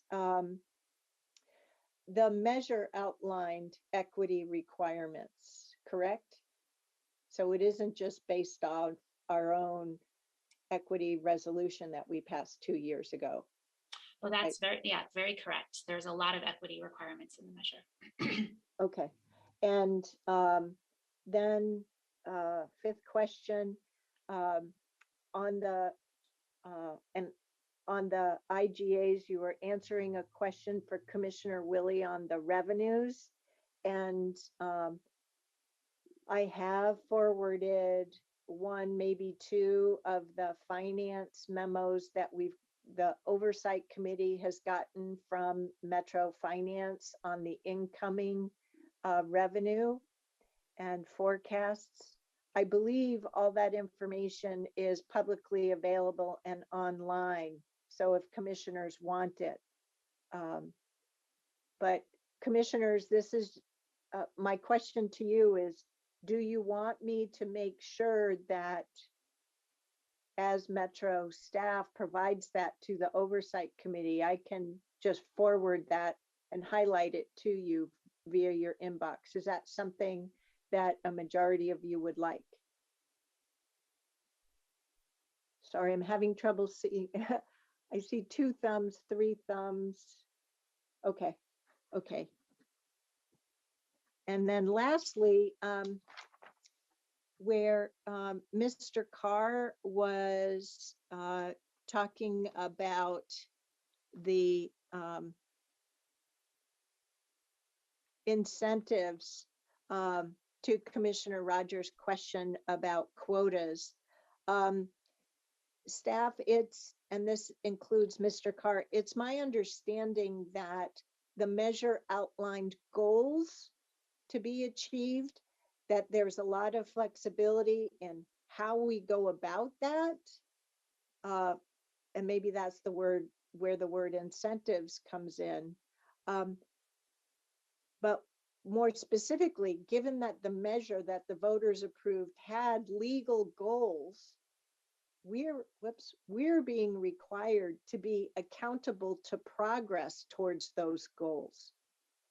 Mr. Carr, are you comfortable that this approach is within the law and that we, as long as we follow the staff recommendations to us, that you and your team have approved, that we're within appropriate bounds? Or am I missing some nuance? No, I don't think you're missing a nuance, Chair Harrington. And to simple answer, yes, I do think we're within the legal bounds. I think Commissioner Rogers' question doesn't deal so much with the measure or state law. It's a question of federal law and equal protection. And Right. so, and I offered to do a little bit more research to make sure, but I'm sure that research has already been done and the work is compliant, is in compliance. But I, as I said, I always appreciate Commissioner Rogers making sure that we are doing the right thing. Okie dokie. All right, I'm tracking. So yes, I am thumbs up on this and appreciate how our guidelines allow for us to continue partnering with the community-based organizations, whether they're nonprofit or for-profit, as well as with our jurisdictions. And over the course of time, that the team has many tools in the toolbox to draw from, so that as a private entity or as a city jurisdiction wants to sponsor a site for a safe sleep village, or if they want to sponsor a site for RVs, RV camping and whatnot, that our team is able to have that constructive engagement with them on that. Oh, darn. I forgot to ask one of my questions. It was on page 8, because that closing comment reminded me of it. Under community guidelines for shelter programs, my question here was, I really appreciated how our staff helped our community respond to COVID and hosted a respite center at the former motel that the Port of Portland owned over by the airport, and that per the port's plans that needed to close, but staff was able to seek funding through Project Turnkey to acquire another hotel to sponsor the respite shelter for COVID, but also to help have a more rapid response for getting homeless persons or people becoming homeless some bridge shelter. And therefore we had both the Bridge Shelter Aloha program, which is now transitioning to permanent supportive housing, permanent affordable housing, as well as the Bridge Shelter Hillsborough, which is transitioning as we committed to towards affordable housing. Is it wrong for me to, or how would you put it? Is it wrong for me to think that that Bridge Shelter program was one of the tools for more rapid, temporal solutions, but also that they helped serve as pilots for developing these program guidelines?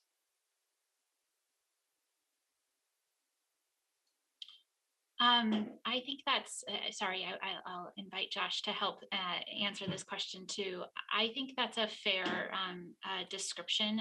The goal of Project Turnkey, and in many ways our acquisition through the affordable housing bond of the Aloha Inn, which wasn't a Project Turnkey, but is sort of behaving similar to, is to quickly create capacity while simultaneously planning for the long-term use of a building. And that's similar to how Central Cultural, our partners who have purchased the Forest Grove Inn and are operating Casa Amparo as well. So it's an immediate response with a longer term planning effort, if that is an answer to your question. And yeah, and I would say like, this is also coming out of, I remember Chair Harrington, I think it was you, myself, and Marnie, we got invited to something about hotel conversions. I don't know if you remember this. This was maybe like 15, 18 months ago, but we're all on a phone call together. I think it was a national call with CSH. And this was a national best practice, right? To quickly, especially when hotels were in a downturn with the economy, to purchase, find some quick bridge housing, get people inside, respond to COVID-19, and then think through what is that strategy. And I heard the board talking about national conferences, and I'll be going to one talking about hotel conversions and presenting on this in a couple of weeks. And so I think a lot of communities, Austin, Texas in particular, who I've been talking with, are looking at what are those next steps and how do you go through those conversions. But it's been a really rapid response way for us as a community to respond to homelessness and COVID-19. Well, I want to ensure that you have the opportunity to hear and feel my appreciation for your doing that immediate response to community needs. and helping ensure that we are true to our word for the longer term use. Because with both the former bridge shelter Aloha and the bridge shelter Hillsborough, those are transitioning. And along the way, you've done a great job of maximizing the learning opportunities. So thank you very much. So I'll finally close my comments. Thank you to staff. I am thumbs up on both of these elements that you brought forward for our Q&A today. And I look forward to the appropriate adoption that you need from us. And joining my 4 colleagues. Great. I think we're done with this topic. Before we close for the lunch hour, I did want to mention that I had a leadership communication item that I neglected to share earlier. If I could just find my note here. I wanted to bring to life some recognition for Ms. Angie, who recently was appointed to the National Association of County Administrators Board of Directors, representing the Western Interstate region. This is a significant region, and I've misplaced my notes, so I'm just going to go from memory.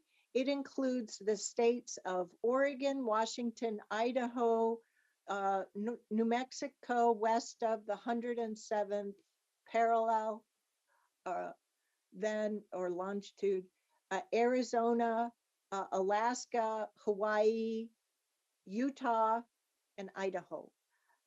So this is really a reflection of the work that she has put forward in her career to date, and that includes serving us here in Washington County for over 1.5 years and helping us bring best practices into our agency culture and implementation to deliver to community needs. So thank you, Ms. Angie, for all of that excellence. We're really proud of you. All righty. Well, without further ado, commissioners and leaders, do you have anything we need to touch on before we break for lunch? Nope. So we will reconvene back here at 1 o'clock and pick back up with the 3 remaining items on our agenda, followed by an executive session. Okay. All righty. We'll see you on the afternoon Zoom link then. Thank you.